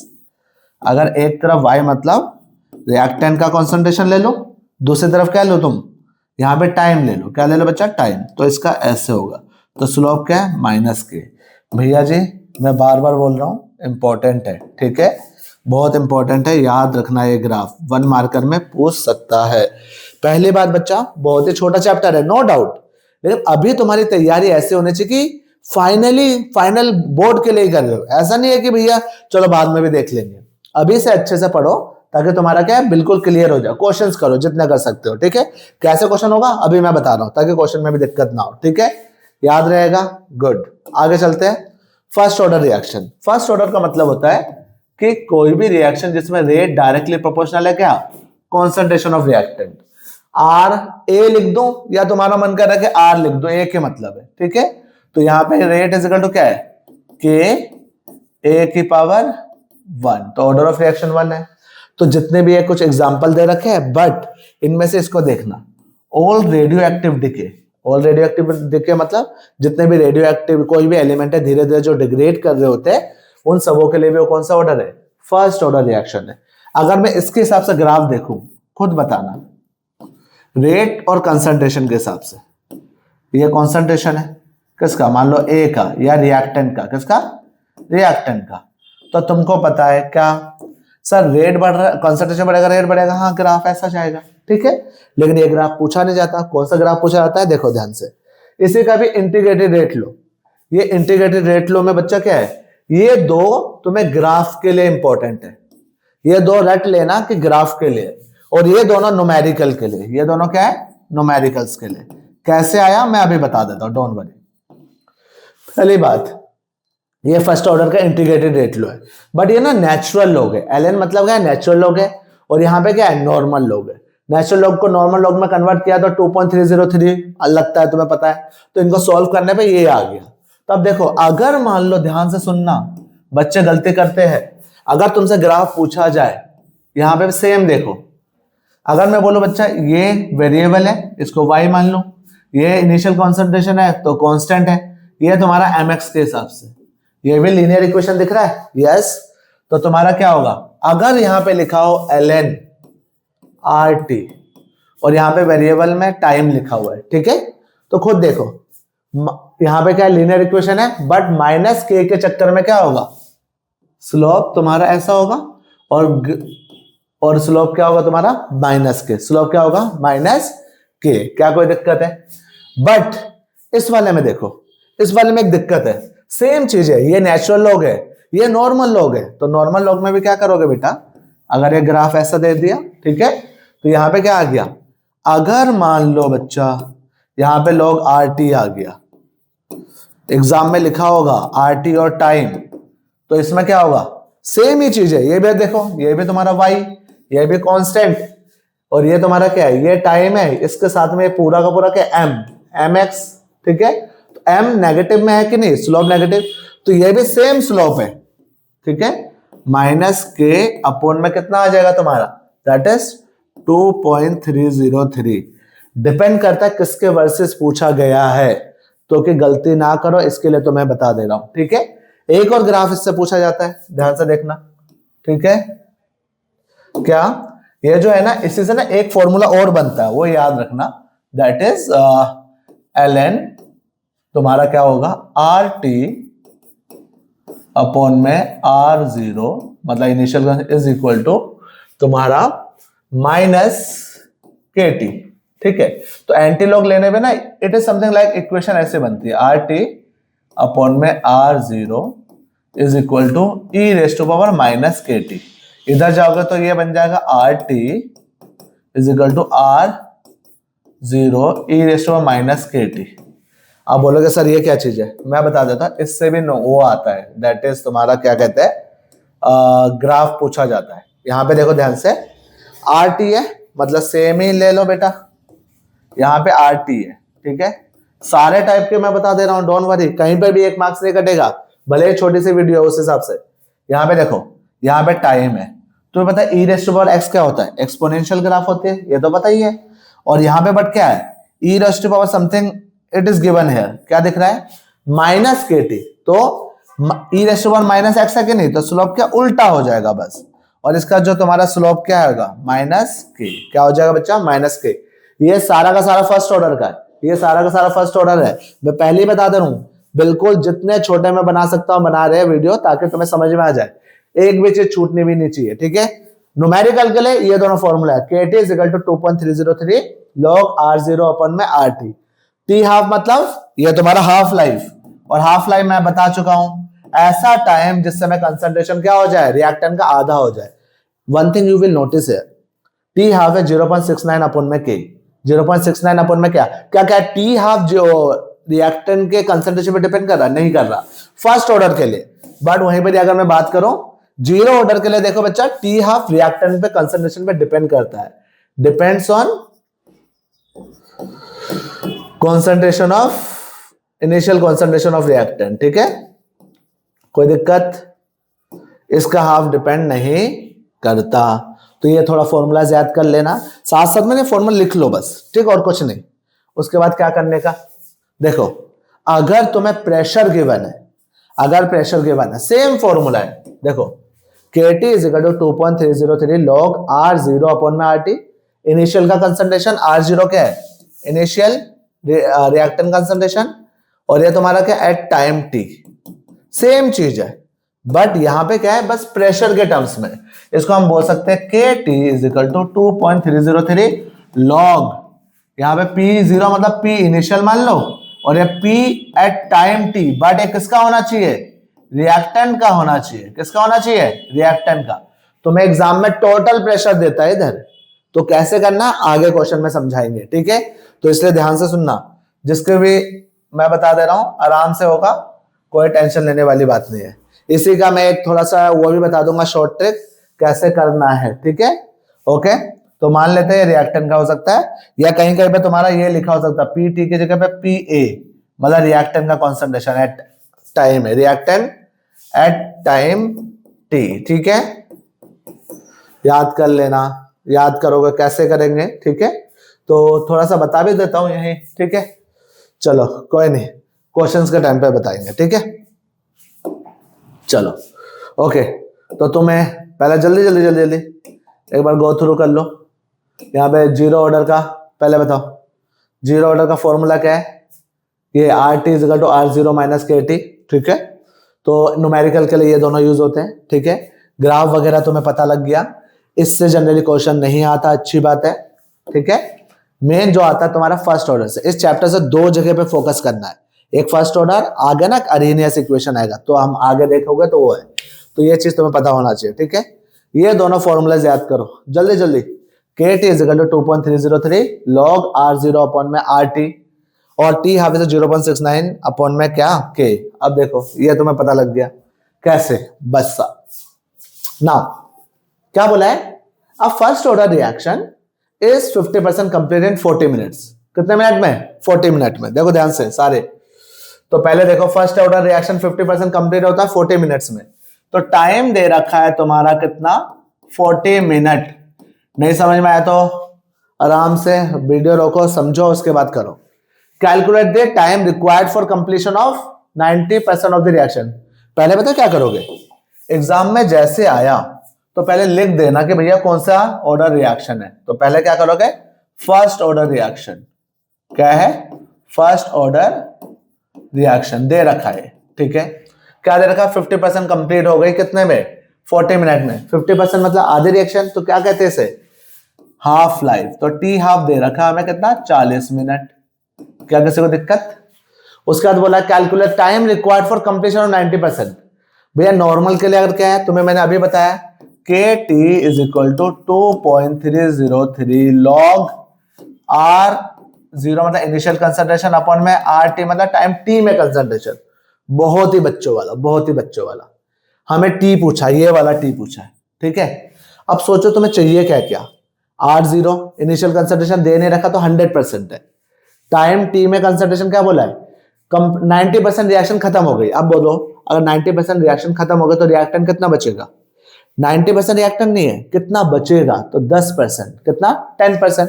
90% reaction हो गई मतलब रिएक्टेंट 90% कंज्यूम हो गया, तो बचा कितना तुम्हारा 10%। तो यहाँ पे आरटी 10 लोगे, ठीक है।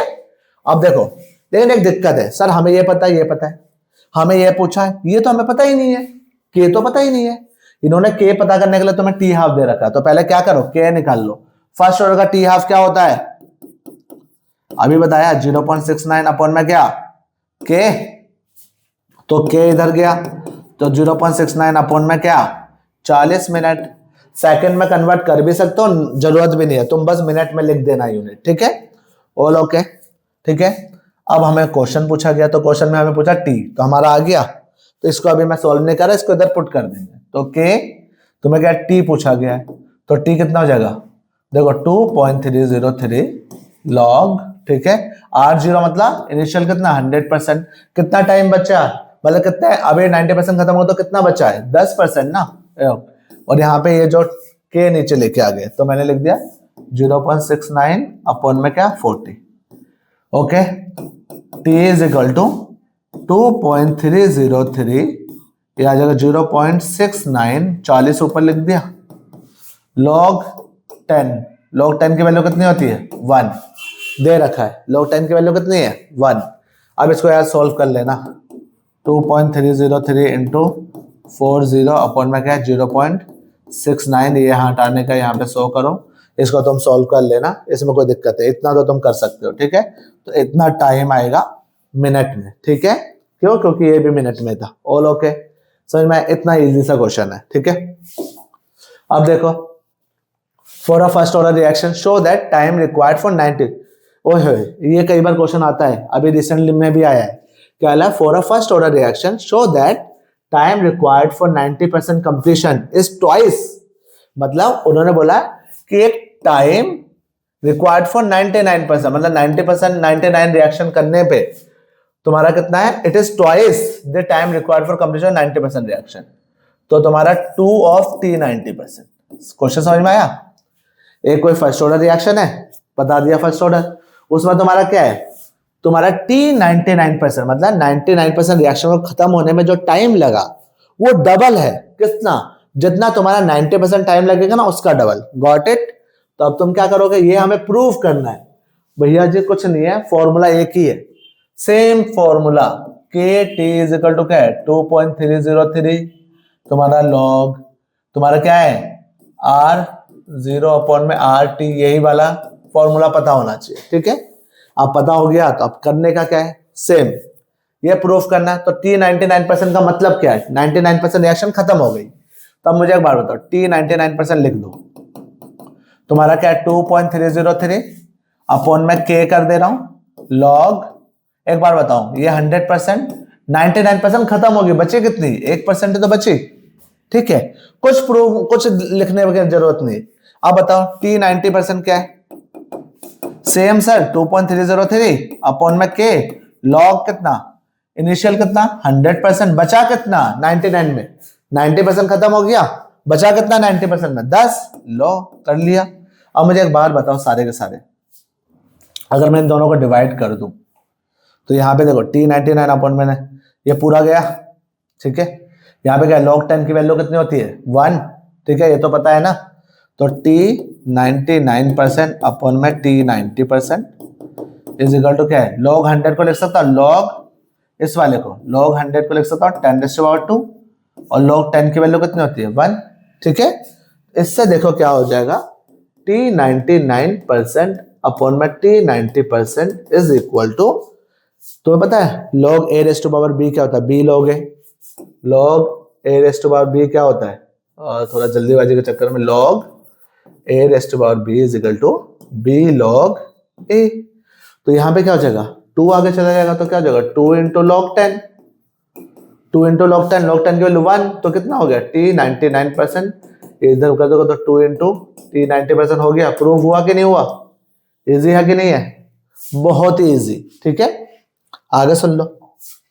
ओके, अच्छा क्वेश्चन है, देखो ध्यान से कोशिश करना। अच्छा ये यहाँ का है, ये पहले का है, चलो कोई नहीं, मैंने यहाँ डाल देता हूँ। उसने बोला एक क्वेश्चन दे रखा है, मैंने थोड़ी देर पहले बताया भी था बच्चा, यहाँ पे मैकेनिज्म दे रखा है। तो ऊपर देखो ये लिखा स्लो ये फास्ट, ये तुम्हारा क्या है स्लो, और ये स्लो ये फास्ट। बोला right the rate low for the reaction. मुझे सिंपल सी बात बताओ, तुम्हें मैंने क्या बोला, जो ऑर्डर ऑफ रिएक्शन हो किस पे डिपेंड करता है सर, स्लो वाले स्टेप पे, तो उसी का लिख दो। तो जो रेट है इज इक्वल टू के, तुम्हें क्या करना है H2O2, और यहाँ पे क्या I माइनस, ठीक है, स्लोएस्ट स्टेप पे डिपेंड कर रहा है। फिर बोला है ओवरऑल ऑर्डर ऑफ रिएक्शन, भैया स्लो वाले स्टेप पे होता है, इस पे एक, इस पे एक, तो तुम्हारा इसका एक एक ऑर्डर कितना हो गया, ऑर्डर 2 हो गया। Out of step 1 two which one is rate determining, slowest step is rate determining, खत्म, ठीक है। बच्चा चलो इसको कर लेता है। First order reaction is 40% complete, मतलब पहले ए ले लो या आर ले लो, तुम्हारी मर्जी, ठीक है। 40% कंप्लीट 80 मिनट्स, ठीक है। तो मान लो एक टाइम, अगर टाइम ले लेते 80 मिनट, ठीक है, तो तुम्हारा कितना परसेंट कंप्लीट हुआ 40%। 40% का मतलब 40% कंप्लीट होने का मतलब क्या है, 40% प्रोडक्ट बन चुका होगा, रिएक्टेंट कितना बचेगा 60%, करेक्ट है कि नहीं, रिएक्टेंट कितना बचेगा 60%। तो ये देखो आगे सुन लो, बोला कि in what time will the reaction be 90% completed, मतलब कितने टाइम पे रिएक्शन तुम्हारा 90% कंप्लीट होगा, इसको समझो। अब टाइम पूछा है तो तुम्हें पता है यार t 90% निकालना है, तो तुम्हें पता फॉर्मूला क्या है, जो पूछा उसका फॉर्मूला लिख लो पहले, 2.303 लॉग यहाँ पे R0 अपॉन में RT 90%, ठीक है, ये पूछा गया, अपॉन में क्या के। अब समझो ये पता है, ये भी पता है, ये और ये पूछा गया, तो दो वेरिएबल है, लेकिन हमें तो के चाहिए कि नहीं चाहिए, तो पहले इस वाले से के निकाल लो जो गिवन है, हमें ये पता है ना टाइम। तो देखो क्या है, K T is equal to 2.303 upon में पूरा ही लिख देता हूं, चलो, T is equal to sorry K is equal to उसको अंदर ले जाओगे 2.303 अपॉन में टाइम लॉग R0 अपॉन में RT। अब मुझे के पता करना है, तो 2.303 टाइम कितना है बेटा 80 मिनट, सेकंड में कन्वर्ट करके भी कर सकते हो, तो उसके हिसाब से सेकंड में ही सारी जगह करोगे। तो यहाँ पे लॉग कितना आ गया R0 मतलब 100%, R टाइम T 80 मिनट में कितना बचा हुआ है बच्चा 60%, लो 60%, ठीक है, ये गया, ठीक है। इसका देखो 2 3 जा, ठीक है, 2 5 जा। अच्छा इसको देखो ध्यान से, ये कैसे करना है, k is equal to 2.303 upon में 80। अब क्या करोगे, लॉग लिखा है ना, लॉग 5/3। अब हर किसी को पता होगा, देखो ध्यान से, लॉग अगर मैं बोलूं 5/3 मतलब a/b किसके इक्वल होगा, log a minus log b, ये होगा। तब करने का क्या, इसको लिख दोगे log k is equal to 2.303 upon में 80 लॉग 5 माइनस लॉग 3, ऐसे सॉल्व करोगे पहले, ठीक है। उसका सॉल्व करने के बाद क्या है, देखो ध्यान से, थोड़ा छोटा कर लेते हैं, समझ में तो आ ही गया है, ओके। तो यहाँ पे लॉग, अब देखो ध्यान से, वैसे लॉग की वैल्यू दे रखी है तो दे भी रखी होगी, तो तुम लोग फिर भी यार याद कर लेना, ठीक है। तो log 5 की वैल्यू कितनी है 0.67, ठीक है, 77 एक दो ही यूनिट तक। log 3 की वैल्यू कितनी है, log 3 की है 0.47, ठीक है बच्चा। मुझे एक मिनट देखो, ठीक है, क्योंकि अभी बीच में वीडियो कैंसिल हो गई थी। 0.67 0.47, तो यहाँ पे क्या हो गया तुम्हारा, कितना जाएगा, k is equal to 2.303, numerical है तो इजी से 6 कितना बचेगा 002, तो इंटू 0.20, ठीक है, ऑल ओके। ये हमारा k है, यू कैन सॉल्व इट और you can directly put it here, ठीक है, because you are not asked the rate constant. अच्छा पूछा गया है, ठीक है, तो k निकाल लेना, ठीक है।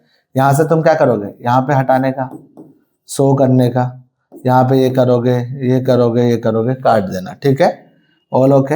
मैं अपना टाइम बचाने के लिए कर रहा हूँ, ठीक है। यहाँ पे इसको सॉल्व करोगे तो k की वैल्यू आ जाएगी, ठीक है। अब यहाँ पे t 90% पूछा गया है, t 90% मतलब ये टाइम पूछा गया, तो करने का क्या 2.303, ठीक है, k है ना, k में अभी ये वाली वैल्यू पुट कर दे रहा हूँ 2.303 80 इंटू 0.20, ठीक है। इसको हटा देते हैं, तुम्हें पता ही है इसका क्या हो जाएगा log R0 मतलब 100%, t 90% मतलब रिएक्टेंट कितना बचेगा भैया 90% खत्म हो गया, 10% ही तो बचा, तो यहाँ पे क्या लिखोगे 10, कट कट, log 10 की वैल्यू कितनी होती है 1 होती है, तो t 90% विल बी, ये गया ऊपर जाएगा तो 80, नीचे क्या है 0.20 और log 10 की वैल्यू 1, तो यहाँ पे कितना हो जाएगा, देखो ये गया ऊपर 100 और यहाँ पे आएगा 80 इंटू 100 अपॉन में कितना 20, कट कट कट कट 40, तो यहाँ पे कितना आ जाएगा 40 into 10, t 90% will be 400 minutes, ठीक है, ऑल ओके, इजी है। सो मैंने तुम्हें बता दिया किस टाइप में करना है, ओके हाँ, मैंने बताया एक टाइप, एक यहाँ पे आई थिंक 2 क्वेश्चन ले रखा होगा मैंने, ओके रिएक्शन, अच्छा ये हो गया तुम्हारा, एक प्रेशर वाला मैं करा दे रहा हूं, प्रेशर वाला कैसे करना है देखो ध्यान से, ओके इसको ध्यान से सुनना बच्चा, ये बहुत इंपॉर्टेंट है, ठीक है, क्योंकि क्या होता है हर कोई जनरली वो वाला करा रहा होता है भैया कंसंट्रेशन का टर्म्स में, प्रेशर में आ गया तो क्या करोगे गलती से, तब मैंने बताया सेम फॉर्मूला, पहले तो याद करो KT is equal to 2.303 log P initial का अपॉन में PA का, ठीक है, PA मतलब रिएक्टेंट का एट टाइम t, ये पता करना है। अब यहाँ पे तुम देखोगे ना, यहाँ पे देखो, यहाँ पे पहला एक्सपेरिमेंट में दे रखा है कि भैया टोटल प्रेशर 0.4 है, फिर टाइम 100 में कितना है, टोटल प्रेशर 0.7 है।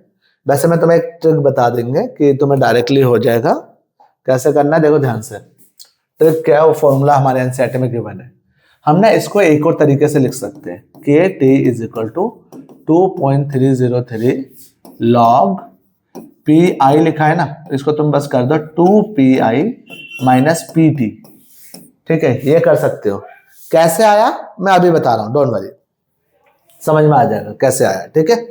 तो मान लेता हूं ये तुम्हारा, तो इसका अगर इस फॉर्मूले में अगर पुट करोगे तो डायरेक्टली आ जाएगा, फर्स्ट ऑर्डर रिएक्शन है, ठीक है, कैलकुलेट रेट कांस्टेंट K पूछा है, टाइम हमें दे रखा है कितने देर में 100 सेकंड में, तो तुम्हें क्या करना देखो बच्चा, इसको तुम क्या मान लो, इस वाले को PT मान लो, ये इनिशियल है, इनिशियल मतलब क्या है, जब टाइम 0 है तो इस समय जो प्रेशर हो क्या है इनिशियल प्रेशर है कि नहीं है, ऑब्वियसली, तो तुम्हारा क्या है ये वाला क्या है P इनिशियल प्रेशर, और ये क्या है तुम्हारा P at time T total pressure, ये टोटल प्रेशर है, ठीक है। तो यहां पे मान लो तुम क्या कर सकते हो, डायरेक्टली कर सकते हो 2.303 log P इनिशियल कितना है 0.4, 2PI मतलब 0.8, 2 इंटू, ओके लिख देता हूं नहीं तो कई बच्चे सोचेंगे कैसे आया, 2 इंटू 0.4 माइनस PT 0.7, ठीक है, K पता नहीं पूछा है, और ये क्या होगा 100, ऑल ओके। तो यहां पे मैं K into 100 is equal to 2.303 log 0.4 0.8 minus 0.1, ये 4 आ जाएगा। k into 100 is equal to 2.303 log 4। All okay. log 4 का मतलब क्या है मुझे बताओ। k is equal to 2.303 upon में 100 कर दिया, ये इधर गया। log 4 का मतलब log 2 का स्क्वायर, ठीक है। log 4 की वैल्यू वैसे दे रखी है, तुम डायरेक्टली पुट कर सकते हो, ठीक है। log 4 की वैल्यू क्या है 0.60, इसे सॉल्व कर लो, हो गया तुम्हारा, ठीक है। ये रेट कांस्टेंट। एक तरीका तो ये है, ठीक है, जो तुम डायरेक्टली करोगे। एक और तरीका बता रहा हूं, ध्यान से सुनना कि एक्चुअल में आया कैसे ये वाला फॉर्मूला। देखो बच्चा ध्यान से देखना। Where I am, okay. मैं सोचा वीडियो छोटी बननी चाहिए बट बड़ी हो रही है, कोई नहीं। क्या करना है, the following data were obtained during the first order, ये सेम ही चीज है। तो होता क्या, मान लो SO, ये SO2 Cl2 थायनाइल क्लोराइड, ये है तुम्हारा SO2 Cl2। सारे शांति से देखना। इनिशियली कितना हुआ है टोटल प्रेशर बच्चा, टाइम 0 मतलब इनिशियल प्रेशर है 0.4, ये तो 0 हमें पता नहीं। तो तुम्हें क्या करना होता, मान लो आफ्टर टाइम 100 सेकेंड में इसका प्रेशर हमें दे नहीं रखा, हमें पता है इसका प्रेशर मान लो x हो गया, इसका प्रेशर x हो गया। इनमें से क्या माइनस होगा, 0.4 में से कुछ x माइनस होगा। इसका प्रेशर x, इसका प्रेशर है, मान लो 100 सेकंड में इसका प्रेशर x है, इसका x है, तो इनमें से कितना माइनस हो गया, x माइनस हुआ। इन सबों का जो टोटल प्रेशर है वो दे रखा है, यहां पे देखो टोटल प्रेशर दे रखा है, तो वो केवल इसका नहीं है, टोटल का है, वो PT। तो अगर मैं टोटल मान लो कितना है 0.4 माइनस, तो अगर मैं P टोटल पूछो तुमसे बच्चा लोग, यहां पे कितना है 0.4 माइनस x, इसका प्लस इसका प्लस इसका, तो ये तुम्हारा आ रखा है 0.7, 0.4 एक x तो गया, 0.4 प्लस x की वैल्यू क्या आ गई 0.3, कितने आ गए बच्चा 0.3। अब 0.3 तो आई, अब मैं बोलो इसका प्रेशर बताओ, ये तुम्हारा PA मान लो, तो कितना है 0.4 माइनस, अगर मैं PA पूछूं तो बोलो सर 0.4 माइनस, क्योंकि फॉर्मूला में ये लगना होता है, फॉर्मूला इज व्हाट तुम्हारा KT is equal to 2.303 log P initial upon में PA रिएक्टेंट का टाइम T। तो अगर मैं 0.4 माइनस 0.3 करूंगा तो कितना आ जाएगा, PA इज इक्वल टू 0.1। अब देखो यही तो आया, पहले भी सेम आया कि ना, जो सॉल्व करा तो नीचे 0.1 आया। तो बच्चा लोग किसी को ये वाला तरीका करना है, इससे कर लो, ठीक है। और किसी को अगर समझ के करना है कि कैसे एक्चुअल में आया, ये भी ऑप्शन है, ठीक है। तो तुम ये वाला फॉर्मूला लगाओगे, ये वाला तो तुम्हें सारा करना पड़ेगा, ठीक है। ये वाला करोगे, ठीक है, ये वाला करोगे तो तुम्हें ये जो लेना देना है ना, इसको करने की जरूरत नहीं है, ठीक है। चलो आगे चलते। ओहो बस थोड़ा सा चैप्टर बचता, हल्का सा, ठीक है। Okay, collision theory of chemical reaction. Collision theory of chemical reaction बहुत ही इजी है। कैसे इजी है मैं समझाता हूं, ठीक है। सिंपल सी बात है, होता क्या है कोलिजन थ्योरी, बिल्कुल डीप नहीं बता रहे। कोई भी जो रिएक्शन होती है तो रिएक्शन तभी होती है जब रिएक्टेंट के मॉलिक्यूल्स आपस में टकराते हैं। मान लो A है, ये A है, ठीक है, ये A है, ये जनरली क्या करेगा B से टकराएगा, तभी जनरली क्या बनेगा AB बनेगा, ठीक है। ये मान लो 2AB, तो जब तक ये कोलाइड नहीं करेंगे सही से तब तक ये रिएक्शन होगी नहीं। तो इसी को हमने बोला कोलिजन थ्योरी। तो इसको बोलते हैं कि जनरली क्या होता है, कोई भी जो रिएक्शन है वो रिएक्शन तभी कंप्लीट होगी या प्रोडक्ट तभी बनेगा जब इफेक्टिव कोलिजन होगा। क्या होगा इफेक्टिव, मतलब जैसे A है, ध्यान से देखना, यहां पे B है, ठीक है, ये इस डायरेक्शन में जा रहा है, ये इस डायरेक्शन में जा रहा है, ये आपस में टकरा गए और इन्होंने क्या बना दिया, इन्होंने बना दिया AB, इन्होंने क्या बना AB। बट अगर मान लो ये A है, ये बंदा इधर गया, ये वाला बंदा क्या हुआ इस डायरेक्शन में जा रहा है, ठीक है, तो टकराते, मान लो यहां पे कहीं टकरा गए, ये यूं जा रहा था, ये A है, ये A है, इधर मान लो कहीं टकरा गए, ये B है तो B, बट यहाँ पे नो प्रोडक्ट, कोई प्रोडक्ट बनेगा ही नहीं, ठीक है। अब सोचो तुम लोग क्या हो, एक रोड है, उस रोड से मान लो तुम यहां से जा रही हो, यहां से तुम्हारा कोई रिलेटिव आ रहा है, अगर इफेक्टिव कोलिजन होगा तो ये तुमसे क्या करेगा, बातचीत करेगा, मार्क्स कैसे आ रहे हैं, कैसा परफॉर्म कर रहे हो, क्या पढ़ाई होगी कि नहीं हो रही, पढ़ाई हो रही है कि नहीं हो रही, इस बार अच्छे मार्क्स आएंगे कि नहीं। बट अगर तुम यहां से यूं चले गए, बट तुम्हारा रिलेटिव यहां से चला गया, तुमने भी मुंह फेर लिया कि भैया क्या है, कोई ने देख लिया चलेगा, लेकिन तुम यहां से चले गए तो क्या हुआ, there is no effective collision, तो इनडायरेक्टली नो इंटरेक्शन। तो यहाँ पे भी क्या है, कोई भी रिएक्शन है, किसी भी रिएक्शन को करने के लिए there should be a effective collision, ठीक है। तो इसी को जनरली हम क्या बोलते हैं बच्चा, collision theory of chemical reaction, कि अगर मान लो जितने इफेक्टिव कोलिजन होंगे, ठीक है, उसी से तुम्हारा प्रोडक्ट बनेगा, अदरवाइज नहीं बनेगा। बट इसकी एक दिक्कत है, इफेक्टिव कोलिजन होने के लिए तुम्हारे पास दो चीज होनी चाहिए, जितने भी पार्टिकल्स है ना, उसके पास एक मिनिमम एनर्जी होनी चाहिए, मिनिमम एनर्जी। सारे शांति से देखना, यहां पे भी अच्छा चीज है, ठीक है। और दूसरी बात है ओरिएंटेशन, ठीक है।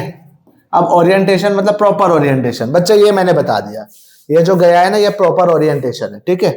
तो अगर मैं बोलूं मिनिमम एनर्जी, मिनिमम एनर्जी देखो ध्यान से सुनना, इसे ग्राफ से समझते हैं, बहुत इंपॉर्टेंट है, ठीक है। सो इट इज लाइक, मान लो ये ग्राफ है, ठीक है, ये तुम्हारी एनर्जी है इस तरफ, ये मान लेता हूं तुम्हारा टाइम है या प्रोग्रेस ऑफ रिएक्शन, ठीक है, प्रोग्रेस ऑफ रिएक्शन, ठीक है।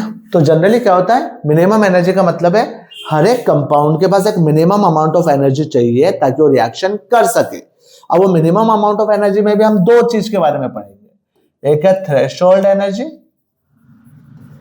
एक हम पढ़ेंगे थ्रेशोल्ड एनर्जी, दूसरा क्या है हम पढ़ेंगे बच्चा एक्टिवेशन एनर्जी। अब जैसे एक्टिवेशन एनर्जी सुन लिया तो तुम्हें आइडिया आ गया, हाँ या ना, दोबारा समझो, एक हम पढ़ेंगे थ्रेशोल्ड एनर्जी, एक पढ़ेंगे हम एक्टिवेशन एनर्जी। अब थ्रेशोल्ड एनर्जी क्या होता है और एक्टिवेशन एनर्जी क्या है। मान लेते हैं कोई भी कंपाउंड है, सारे शांति से देखो अब, ठीक है, इसका ग्राफ थोड़ा सही से बना लेते हैं, वेट अ मिनट, ओहो,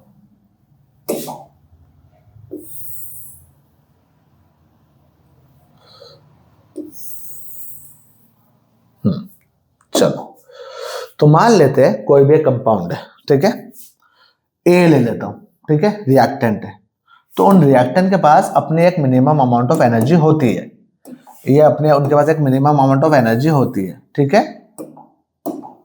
देखो सारे शांति से देखना, बोले नहीं समझ में आया। मान लो कोई भी रिएक्टेंट है, अब रिएक्टेंट है भैया, उनके पास अपनी एनर्जी तो होगी ना, ऐसा तो है नहीं कोई भी रिएक्टेंट बिल्कुल जीरो पे है, ऐसा नहीं होता, थोड़ी बहुत एनर्जी रहती है। दैट रिएक्टेंट के पास जो एनर्जी होती है उसे हम बोलते हैं बच्चा पोटेंशियल एनर्जी। क्या बोलते हैं उसे, पोटेंशियल एनर्जी, ठीक है। अब उसके बाद जब रिएक्शन करना है, रिएक्शन करने के लिए उसे क्या करना है, उसे एक एडिशनल अमाउंट ऑफ एनर्जी चाहिए, वो एडिशनल अमाउंट ऑफ एनर्जी नहीं मिलेगी तो रिएक्शन नहीं होगा। वो जो एडिशनल अमाउंट ऑफ एनर्जी है, ये देखो ये पोटेंशियल, उसको एक एक्स्ट्रा अमाउंट ऑफ एनर्जी चाहिए, वो जो एक्स्ट्रा अमाउंट ऑफ एनर्जी है वो तुम्हारी कहलाती है एक्टिवेशन एनर्जी। अब बोले सर समझ में नहीं आया, समझाते हैं। देखो बच्चा, इसी को थोड़ा मैं कंटिन्यूएशन में करता हूं, देखो ध्यान से कि ओके, देखो ध्यान से, कोई नहीं, ठीक है, इसी में थोड़ा सा कंटिन्यूएशन में, ठीक है। मान लो ये जो ए है ना, ये ए है, ये तुम्हारा बी से रिएक्शन कर रहा है, ए और बी जाते तुरंत प्रोडक्ट नहीं बनाते, पहले ये जाते हैं और इनके बीच में क्या होता है, ए और ये बी के बीच में, देखो ध्यान से, ए और ये ए है, यहाँ पे बी है, यहाँ पे भी बी है, ठीक है। ऐसे करके एक ना इंटरमीडिएट बनता है। क्या बनता है बच्चा, इंटरमीडिएट बनता है। अब इंटरमीडिएट का मतलब क्या है, देखो ध्यान से, इसको थोड़ा और इजी कर लेते हैं। ये ए है, ये ए है, ये तुम्हारा बी है, ये बी है, इनके बीच में बॉन्ड यहाँ पे बनना शुरू हो रहा होता है, ठीक है, और यहाँ पे ये बॉन्ड टूटना शुरू होता है। इसे हम बोलते हैं बच्चा इंटरमीडिएट कॉम्प्लेक्स, और हम बोल सकते हैं एक्टिवेटेड कॉम्प्लेक्स, और हम बोल सकते हैं इसे ट्रांजिशन स्टेट। क्या बोलेंगे इसे, ट्रांजिशन स्टेट। भैया जी यहाँ पे ट्रांजिशन हो रहा है, ए के बीच का बॉन्ड टूट रहा है और धीरे धीरे क्या है, बी के बीच में बॉन्ड जुड़ रहा है। उसके बाद जाके क्या होगा, ए और बी का बॉन्ड बन जाएगा, यहाँ पे भी ए और बी का बॉन्ड बन जाएगा और यहाँ पे ए और बी का बीच का बॉन्ड टूट जाएगा। समझ में आया? यहाँ पे ऐसा करके रिएक्शन होती है। तो यहाँ पे देखो, तो जनरली क्या होता है, जो एक कंपाउंड है, एक रिएक्टेंट, उसका जो मिनिमम एनर्जी उसे कहते हैं पोटेंशियल एनर्जी। उससे एक एडिशनल अमाउंट ऑफ एनर्जी चाहिए, that additional amount of energy मान लो एक्टिवेशन एनर्जी। उस एक्टिवेशन एनर्जी से पता क्या होता है, तुम्हारा एक्टिवेटेड कॉम्प्लेक्स ही बनता है। एक्टिवेटेड कॉम्प्लेक्स और यू में से ट्रांजिशन स्टेट, ट्रांजिशन स्टेट। ठीक है, जब ये बन जाएगा, अगर ये नहीं बना रिएक्शन होगी ही नहीं, तो यहां पे बना। उसके बाद क्या होता है, तुमने क्या करोगे, ध्यान से सुनना। ये तुमने क्या किया, ये हुआ, और प्रोडक्ट जब बनेगा तो अब धीरे धीरे ये बनने के बाद फिर प्रोडक्ट बनना शुरू होगा। प्रोडक्ट बनते वक्त हो सकता है दो कंडीशन पॉसिबल है। ये गया तुम्हारा एनर्जी लेवल क्या हो गया, कम हो गया। जो प्रोडक्ट है, प्रोडक्ट क्या हुआ, देखो ध्यान से, ये प्रोडक्ट बन गया। तो प्रोडक्ट के पास अब कम एनर्जी है रिएक्टेंट के कंपैरिजन में। इसका मतलब क्या है, उसने थोड़ी बहुत एनर्जी रिलीज कर दी। कितनी एनर्जी रिलीज करी, उसने इतनी एनर्जी रिलीज करी ना बच्चा। मतलब अगर मान लो रिएक्टेंट के कंपैरिजन में प्रोडक्ट की एनर्जी कम है, तो ये कौन सा है, एक्सोथर्मिक रिएक्शन। कौन सी रिएक्शन है, एक्सोथर्मिक। आराम से सोचना, ना समझ में आया तो बार बार रिवाइंड करके देखना। अब नाउ उसके बाद क्या हो सकता है, दूसरी कंडीशन हो सकती है कि भैया ये है, दूसरी बात प्रोडक्ट यहां पे खत्म हो जाए। देखो ध्यान से,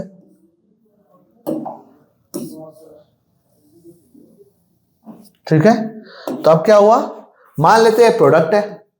अब प्रोडक्ट तो है, तो इनके पास अब एनर्जी क्या है, अब इसको देखोगे तो अब प्रोडक्ट की एनर्जी रिएक्टेंट की एनर्जी से क्या है, एक्स्ट्रा है।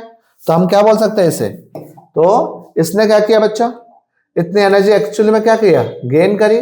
तो मतलब ये क्या है, एंडोथर्मिक रिएक्शन। क्या है, एंडोथर्मिक। कोई दिक्कत है बेटा, ऑल ओके।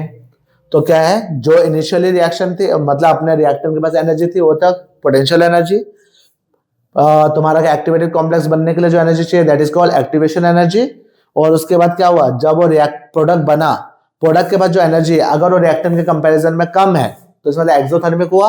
अगर उसके कंपैरिजन में ज्यादा, तो क्या हुआ, एंडोथर्मिक। कोई दिक्कत है, बड़े सर हौच पौच हो रहा है। चलो आगे चलते हैं, ठीक है। तो यहाँ पे क्या करते हैं, दो ग्राफ दोबारा ले लेते हैं, ठीक है। यार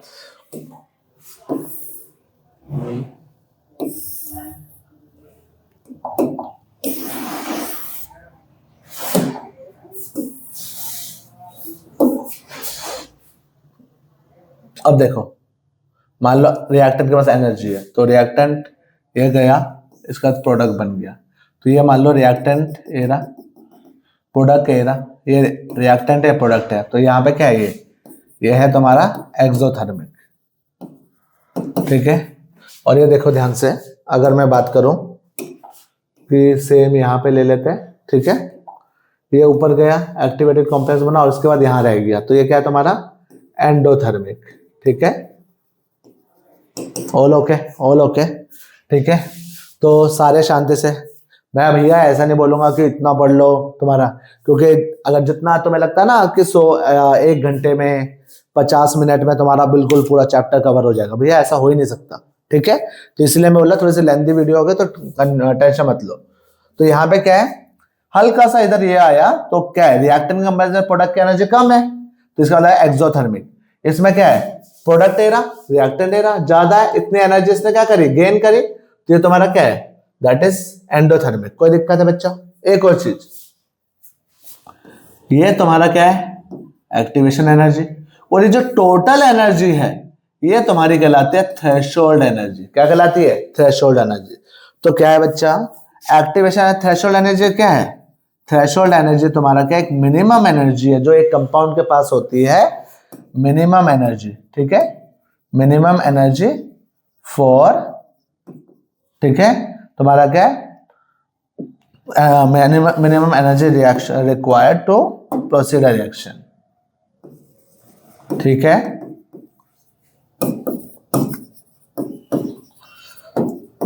वहीं पर अगर हम बात करें कि एक्टिवेशन एनर्जी क्या है बच्चा, जो पोटेंशियल एनर्जी है, ठीक है, तो एडिशनल अमाउंट ऑफ एनर्जी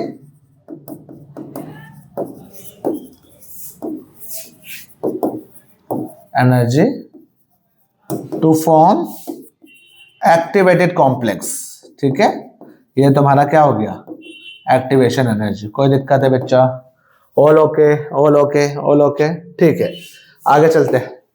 अब एक्टिवेशन एनर्जी डिपेंड्स ऑन, ध्यान से देखना, पहली बात तो nature of catalyst, nature of reactants. Nature of reactant मतलब भैया ऑब्वियसली किसी किसी रिएक्टेंट में ज्यादा कम बॉन्ड्स होंगे, किसी में कम होंगे, तो कोई सॉलिड होगा, कोई लिक्विड होगा, तो उस हिसाब से तुम्हारा होगा। कोई गैस होगा, गैस में कम एनर्जी लगती होगी, ठीक है। और तुम्हारा क्या, इवन कई बार जो तुम्हारा रिएक्टेंट्स है अगर उसके अंदर ज्यादा बॉन्ड्स है तोड़ने में ज्यादा एनर्जी लगेगी, तो एक्टिवेशन एनर्जी ज्यादा होगी। किसी में कम बॉन्ड्स है तो कम एनर्जी लगेगी, ठीक है। तो नेचर ऑफ रिएक्टेंट, दूसरा प्रेजेंस ऑफ कैटलिस्ट, ये वाला देख लो, क्योंकि अगर सीबीएसई का सैंपल पेपर देखोगे ना, इससे क्वेश्चन आया है। सीबीएसई सैंपल पेपर देखो, उठा लो, इससे रिलेटेड क्वेश्चन आ चुका है, ठीक है, अभी वाला। तो इसमें भी तुम देखोगे क्या है बच्चा लोग, ये ले लो, ये ले लो, बोले सर ग्राफ ही ग्राफ कर, ठीक है, कुछ नहीं है, यहाँ पे सेम ही है, एनर्जी एनर्जी और यहाँ पे रिएक्शन प्रोग्रेस, ठीक है। अब देखो होगा क्या, सेम है ए टू जेड बच्चा। मैं बस कुछ समझाने की कोशिश कर, ये मान लो कि रिएक्टेंट की अपनी एनर्जी है, ठीक है, तो मान लेता हूं ये है, ये रिएक्शन है, ठीक है, कुछ नहीं है, तो मतलब ये इतनी एनर्जी क्या है, एडिशनल है, एक्टिवेशन एनर्जी, ठीक है। तो कैटलिस्ट क्या करता है, कैटलिस्ट एक्टिवेशन एनर्जी को कम कर देता है। तो एक्टिवेशन एनर्जी को कम कर तो रिएक्शन जल्दी होगा। तो जो पहले कोई काम करने में तुम्हें ज्यादा एनर्जी की जरूरत थी, कैटलिस्ट की वजह से वो एनर्जी क्या हो गई, कम लग रही है, तो मतलब तुम्हारा क्या काम जल्दी होगा, तो कैटलिस्ट। बट अब एक और दिक्कत है भैया, कैटलिस्ट भी दो टाइप के हैं, एक है पॉजिटिव कैटलिस्ट, एक है नेगेटिव कैटलिस्ट, ठीक है। एक तुम्हारा दोस्त ऐसा हो गया जिसने भैया जल्दी जल्दी पढ़ा दिया, तुम्हारे अच्छे मार्क्स आ गए। एक बंदा ऐसा आ गया जिसके साथ तुम मिलके बात कर रहे हो, उसके चक्कर में तुम्हारा क्या पढ़ाई लिखाई और कम हो गई। तो इनडायरेक्टली क्या हुआ, अगर तुम्हारी रिएक्शन जल्दी हो गई तो ये तो तुम्हारा क्या है, पॉजिटिव कैटलिस्ट। क्या है तुम्हारा, पॉजिटिव कैटलिस्ट, जिसमें एक्टिवेशन एनर्जी कम हुई। एक्टिवेशन एनर्जी क्या हुआ बच्चा, एक्टिवेशन एनर्जी कम हुई। देख लेना ये कैसे, कोई नहीं, बेइज्जती ऐसी हो जाएगी, ठीक है। तो मतलब कि एक्टिवेशन एनर्जी कम हुई, ठीक है। वहीं पर ये अगर मान लो नेगेटिव कैटलिस्ट है, नेगेटिव कैटलिस्ट क्या कर देगा, तुम्हारा एक्टिवेशन एनर्जी बढ़ा देगा। नेगेटिव कैटलिस्ट क्या करेगा, एक्टिवेशन एनर्जी बढ़ा देगा। तो ये तुम्हारा क्या होगा, ये नेगेटिव कैटलिस्ट वाला, ये क्या है, नेगेटिव कैटलिस्ट। क्या कोई दिक्कत बच्चा लोग, ठीक है, ऑल ओके, दोबारा समझो।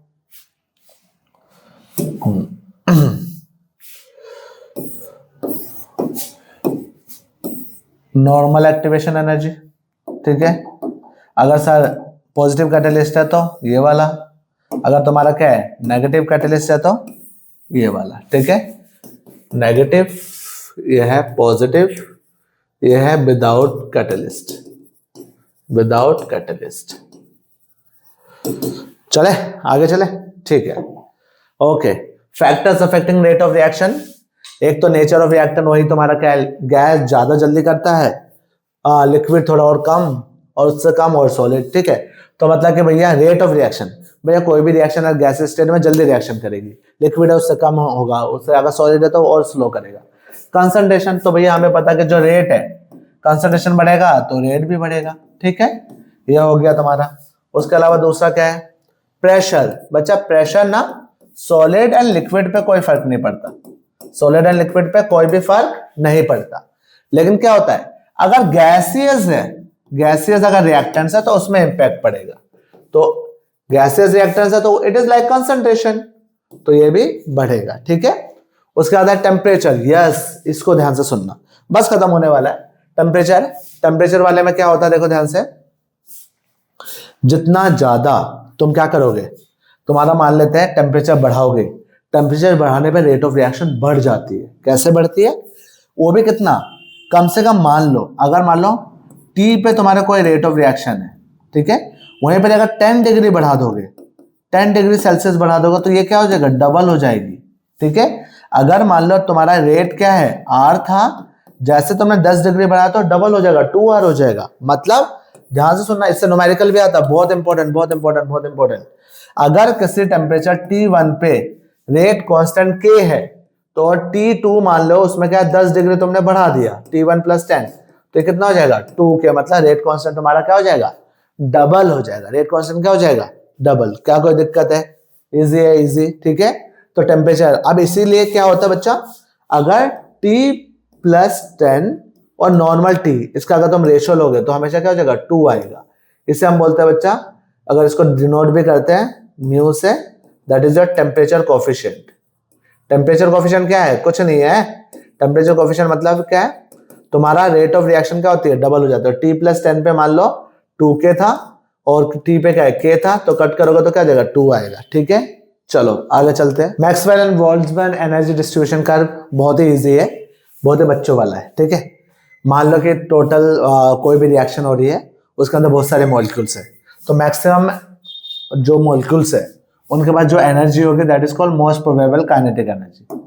उन्हें क्या कहेंगे बच्चा? Most probable kinetic energy. दोबारा समझो बच्चा, जितने भी है मैक्सिमम कंपाउंड्स या मैक्सिमम मॉलिक्यूल के पास जो एनर्जी होगी that is called most probable kinetic energy. ये जरूरी नहीं एक्टिवेशन एनर्जी हो सकता है, देखो ये इधर एनर्जी दिखा रखा है, यहाँ पे फ्रैक्शन ऑफ मॉलिक्यूल्स हो सकता है, ये एनर्जी मान लो एक्टिवेशन एनर्जी, ये जो पॉइंट है एक्टिवेशन एनर्जी, हमें उससे कोई लेना देना नहीं, इसके बाद ही रिएक्शन होगी। लेकिन मान लेते हैं मैक्सिमम कंपाउंड के पास जो एनर्जी होगी वो तुम्हारा मोस्ट प्रोबेबल काइनेटिक एनर्जी, ठीक है।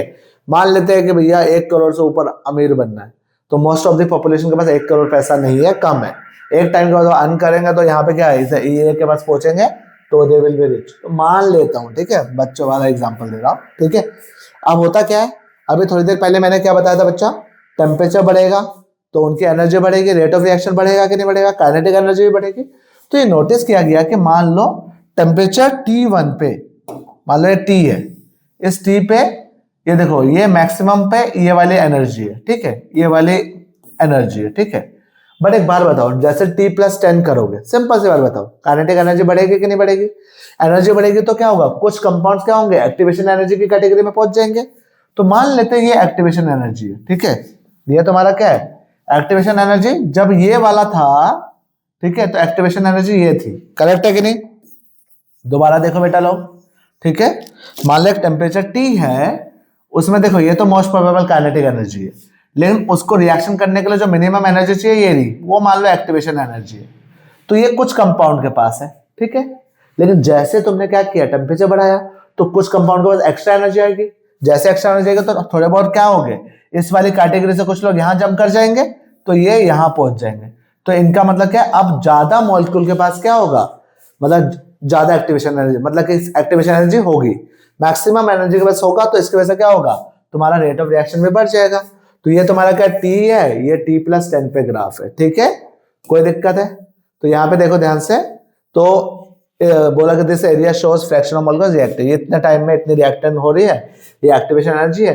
तो इतना जो तुम्हारा दिख रहा है, ये जो दिख रहा है ये, ठीक है, वो एडिशनल जब जैसे टेम्परेचर बढ़ाया गया तो इतने मॉलिक्यूल के पास क्या हो गई, एक्टिवेशन एनर्जी आ गई एक्स्ट्रा, और उसके इतने से ये एक्स्ट्रा मॉलिक्यूल्स और प्रोडक्ट बना रहे, ठीक है, ये उन्होंने समझाया था, ठीक है। चलो आगे चलते हैं। टेम्परेचर से डिपेंडेंट ही तुम्हारा एक अरेनियस इक्वेशन है, ये समझ लो लास्ट है, इसके बाद तुम्हारा खत्म हो गया, ठीक है। नाउ अरेनियस इक्वेशन क्या है बच्चा लोग, ये अरेनियस इक्वेशन है, ठीक है। What is Arrhenius equation, directly put किया जाए, याद करना ये, ठीक है। इससे न्यूमेरिकल आते हैं लेकिन तुम लोग सॉल्व नहीं करोगे, e⁻ समथिंग डालकर, तो you won't be able to solve it, ठीक है। तो ये तुम्हारा अरेनियस इक्वेशन, ठीक है, सारे शांति से देखना। क्या हो गया,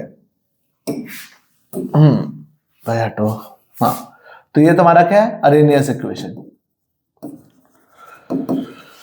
अब होता क्या बच्चा लोग, अरेनियस इक्वेशन है क्या, इट्स अ, ये तुम्हारा क्या है रेट कांस्टेंट, रेट कांस्टेंट क्यों, क्योंकि भैया अरेनियस कांस्टेंट, ये जो इक्वेशन है इट्स टेम्परेचर डिपेंडेंट, ठीक है। ए क्या है Arrhenius equation, Arrhenius constant, sorry Arrhenius constant, ठीक है। ई तुम्हें पता है बेस ई, ये क्या है एक्टिवेशन एनर्जी, आर क्या है गैस कांस्टेंट, आर क्या है गैस कांस्टेंट, और तुम्हारा टी क्या है टेम्परेचर, ठीक है, ये तो बेसिक चीज है। और हम जनरली क्या है E raised to power E A by R T हम इसे बोल्ट्जमैन फैक्टर भी कहते हैं। तो कोई भी रिएक्शन हो रही है उसमें मैक्सिमम के पास इससे ज्यादा ही एक्टिवेशन एनर्जी होनी चाहिए, मतलब एक्टिवेशन एनर्जी इससे ज्यादा होगी तब जाके क्या होगी, वो रिएक्शन कर रहे होंगे। लेकिन कोई नहीं, इसको बस याद रखना कि ऐसे हम बोल्ट्जमैन फैक्टर कहते हैं, ठीक है। तो ये हो गया तुम्हारा, पूछा है नहीं वैसे इतना, लेकिन कभी मान लो किसी दूसरे एग्जाम में पूछ ले, ठीक है। तो जनरली इसी का मैंने लॉग लिया, नेचुरल लॉग, तो लॉग लेने पे सॉल्व किया तो ये आया, ठीक है। इसके बाद तुम इसका क्या करोगे, देखो ध्यान से, लॉग लिया तो तुम्हें पता log e raise to power something, तो E A by R T ये आ गया। तो मेन ये लॉग वाली वैल्यू है, ठीक है। अब बोलो सर इसका क्या लेना देना है, तो अब देखो ध्यान से, इसका लेना देना है, इससे न्यूमेरिकल नहीं आएगा, इससे न्यूमेरिकल नहीं आएगा, बट इसको जनरली तुम क्या करोगे, लॉग को नॉर्मल लॉग में कन्वर्ट किया तो 2.303 लॉग समथिंग आएगा, ये आया। इसमें सर 2.303 काटना है तो ये कॉमन लिया तो ये वाला। अब मेन क्या है बच्चा, इससे कई बार जनरली तुमसे क्वेश्चन पूछा गया है। क्या पूछा गया है, इसको मान लो मैं इधर कर लेते हैं, ठीक है। क्या क्वेश्चन पूछा गया, इससे ग्राफ पूछा गया, ग्राफ, ठीक है। क्या ग्राफ पूछा गया, देखो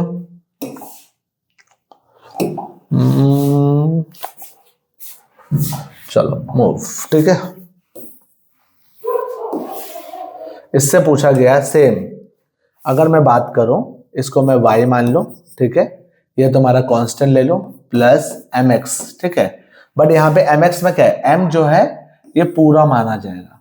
अब बोले सर t मतलब 1/t, क्या बच्चे 1/t माना जाता है। तो यहाँ पे क्या होता है, ये it is something like log k, और यहाँ पे हम क्या कर रहे थे, log a, इसको कांस्टेंट मान लिया c, इसको y मान लिया, इसमें ये तुम्हारा क्या है, e a अपॉन में 2.303 r, ये तुम्हारा क्या आ गया, m आ गया, और यहाँ पे 1/t तुम्हारा क्या हो गया, ये x हो गया। तो ये भी लीनियर ग्राफ है, तो इससे मैंने क्या बोला, ग्राफ पूछा जाएगा। तुम्हारा क्या होगा, log k वर्सेस 1/t, ठीक है।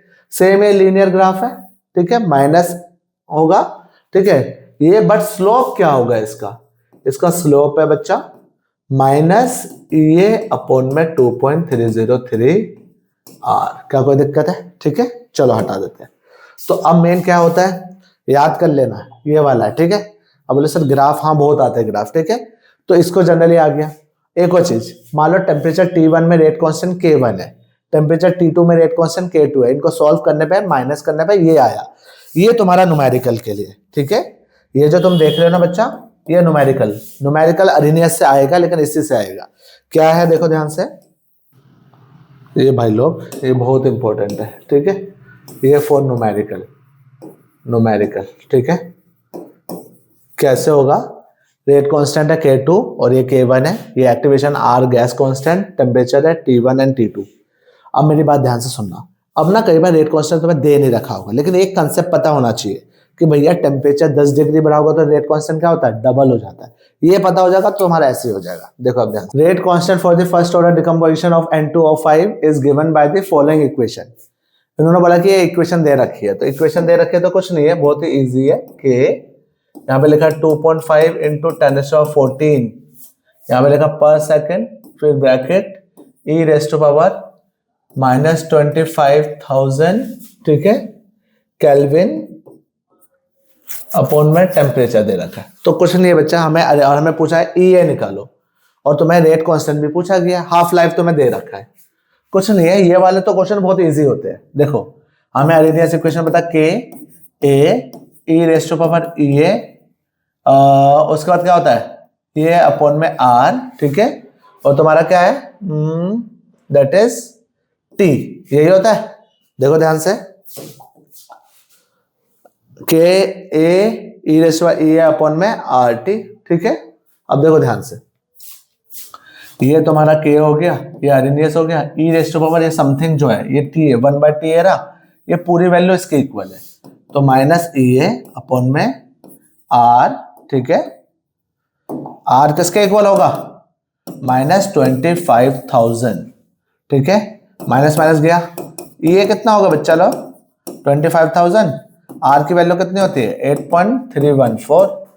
R की वैल्यू कितनी होती है, गैस कांस्टेंट है, इसकी वैल्यू दे रखी होगी एग्जाम में, तो तुम्हारी एक्टिवेशन एनर्जी आ जाएगी, ठीक है, इतने जूल तुम निकाल लेना। अगला पूछा है भैया हाफ लाइफ रेट कांस्टेंट निकालना है, तो फर्स्ट ऑर्डर बोला है, फर्स्ट ऑर्डर का रेट कांस्टेंट का वो क्या वैल्यू 0.69 अपॉन में क्या, दैट इज टी हाफ। बोले नहीं सर समझ में नहीं आया। अगर याद करो फर्स्ट ऑर्डर का जो टी हाफ होता है वो कितना होता है 0.69 अपॉन में क्या बच्चा के। हमें रेट कांस्टेंट पूछा गया है तो के इज इक्वल टू क्या होगा 0.69 अपॉन में क्या टी हाफ।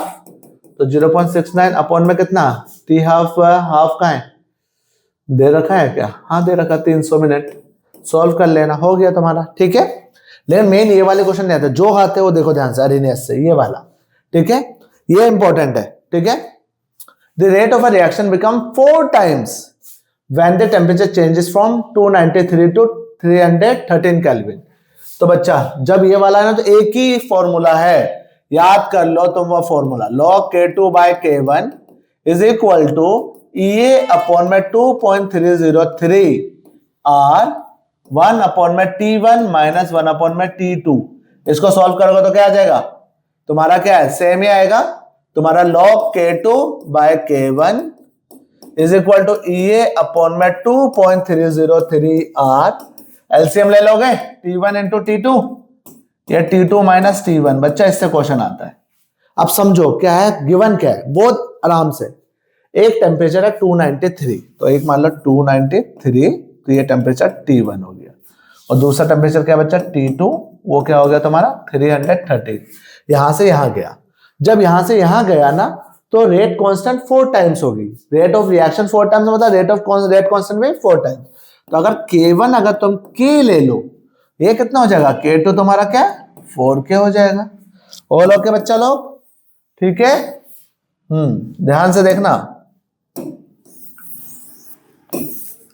ओके आगे क्या बोला इसने, ओके बोला कैलकुलेट द एक्टिवेशन एनर्जी। चलो एक्टिवेशन एनर्जी निकाल लेंगे।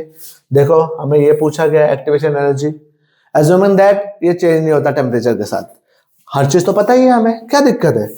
देखो log K2 by K1 solve, tension मत लेना, log K2 by K1, K2 कितना है 4K, K1 कितना है K है, ये पूछा गया है 2.303, R क्या है बच्चा, देखो इधर दे रखा है 8.314, ठीक है। उसके बाद क्या है तुम्हारा T2 कितना है 313 माइनस तुम्हारा क्या 293, ठीक है, अपॉन में क्या 313 इंटू 293 कर लेना। तो यहां पे कितना है ये K कट गया, तो log 4 EA 2.303 इंटू 8.314, तो इधर से क्या 3, 11 में से 9 गए 2, तो 0 हो गया 3 माइनस 3, 11 माइनस 9 2, ठीक है 20, अपॉन में कितना 313 इंटू 293, ठीक है भाई लोग। अब log 4 की वैल्यू देखो 0.60, log 4 की वैल्यू ये इधर ले जाओ 2.303 8.314, ठीक है, ये पूरा इधर जा रहा है इंटू 313 इंटू 293, और नीचे डिवाइडेड बाय क्या है 20, किसके इक्वल आ जाएगा, ये आ जाएगा एक्टिवेशन एनर्जी के, हाँ या ना। देखो log 4 की वैल्यू, बोला नहीं सर समझ में नहीं आया, देखो देखो, हाँ ये किसके इक्वल आ जाएगा एक्टिवेशन एनर्जी के ना, log 4 की वैल्यू, ये पूरा इधर गया, ये पूरा इधर गया, ये डिवाइड, तो ये आ गया यार। इसे तुम सॉल्व करना, ठीक है, कैलकुलेटर वगैरह मतलब कि तुम्हें खुद से सॉल्व कर लेना, ठीक है, वीडियो लंबी हो जाएगी इसलिए नहीं कर रहे। और ओके समझ में आ गया बच्चा लोग, ठीक है। अब देखो सेम ही है ऐसा, ये तुम खुद ही घर पे ट्राई करो, ठीक है। रेट को देखो, rate of first order reaction increases from 2 to 4, तो रेट कांस्टेंट है, ये K1 है, ये तुम्हारा K2 है, टेम्परेचर कितना है 300, T1 T2, एक्टिवेशन एनर्जी निकालना है सारी वैल्यू। यहां पे भी देखो 500 T1 हो गया, ये T2 हो गया, ये रेट कांस्टेंट की वैल्यू दे रखी है, एक K1 दे रखा है, एक K2 दे रखा है, आराम से करो सॉल्व हो जाएगा, ठीक है बच्चा। सो अगर तुम देखोगे हाँ इतना ही है, तो एक चीज बता देते हैं, जितना भी मैंने बताया हर एक टाइप के क्वेश्चंस करवा चुका हूं, ठीक है, घर पे प्रैक्टिस करो आराम से होगा। एक और चीज, अगर किसी को कोई भी डाउट हो तो प्लीज तुम मुझे कमेंट में लिख के भेजो कि हाँ ये दिक्कत है, कैसे क्या है, हम जरूर उससे रिलेटेड कुछ ना कुछ वीडियो बना देंगे। अगर वीडियो सही लगे तो बच्चा लाइक भी कर देना, शेयर भी कर देना दूसरे स्टूडेंट्स के साथ, और चैनल सब्सक्राइब कर लो, बिकॉज हम बोर्ड तक तुम्हारे साथ है और सारे के सारे हम क्या करेंगे, ऐसे वन शॉट और लेके आएंगे जिसमें हमारा क्वेश्चंस भी होंगे और थे क्वेश्चंस को टैकल करना है। ओके बच्चा, बाय बाय, टेक केयर।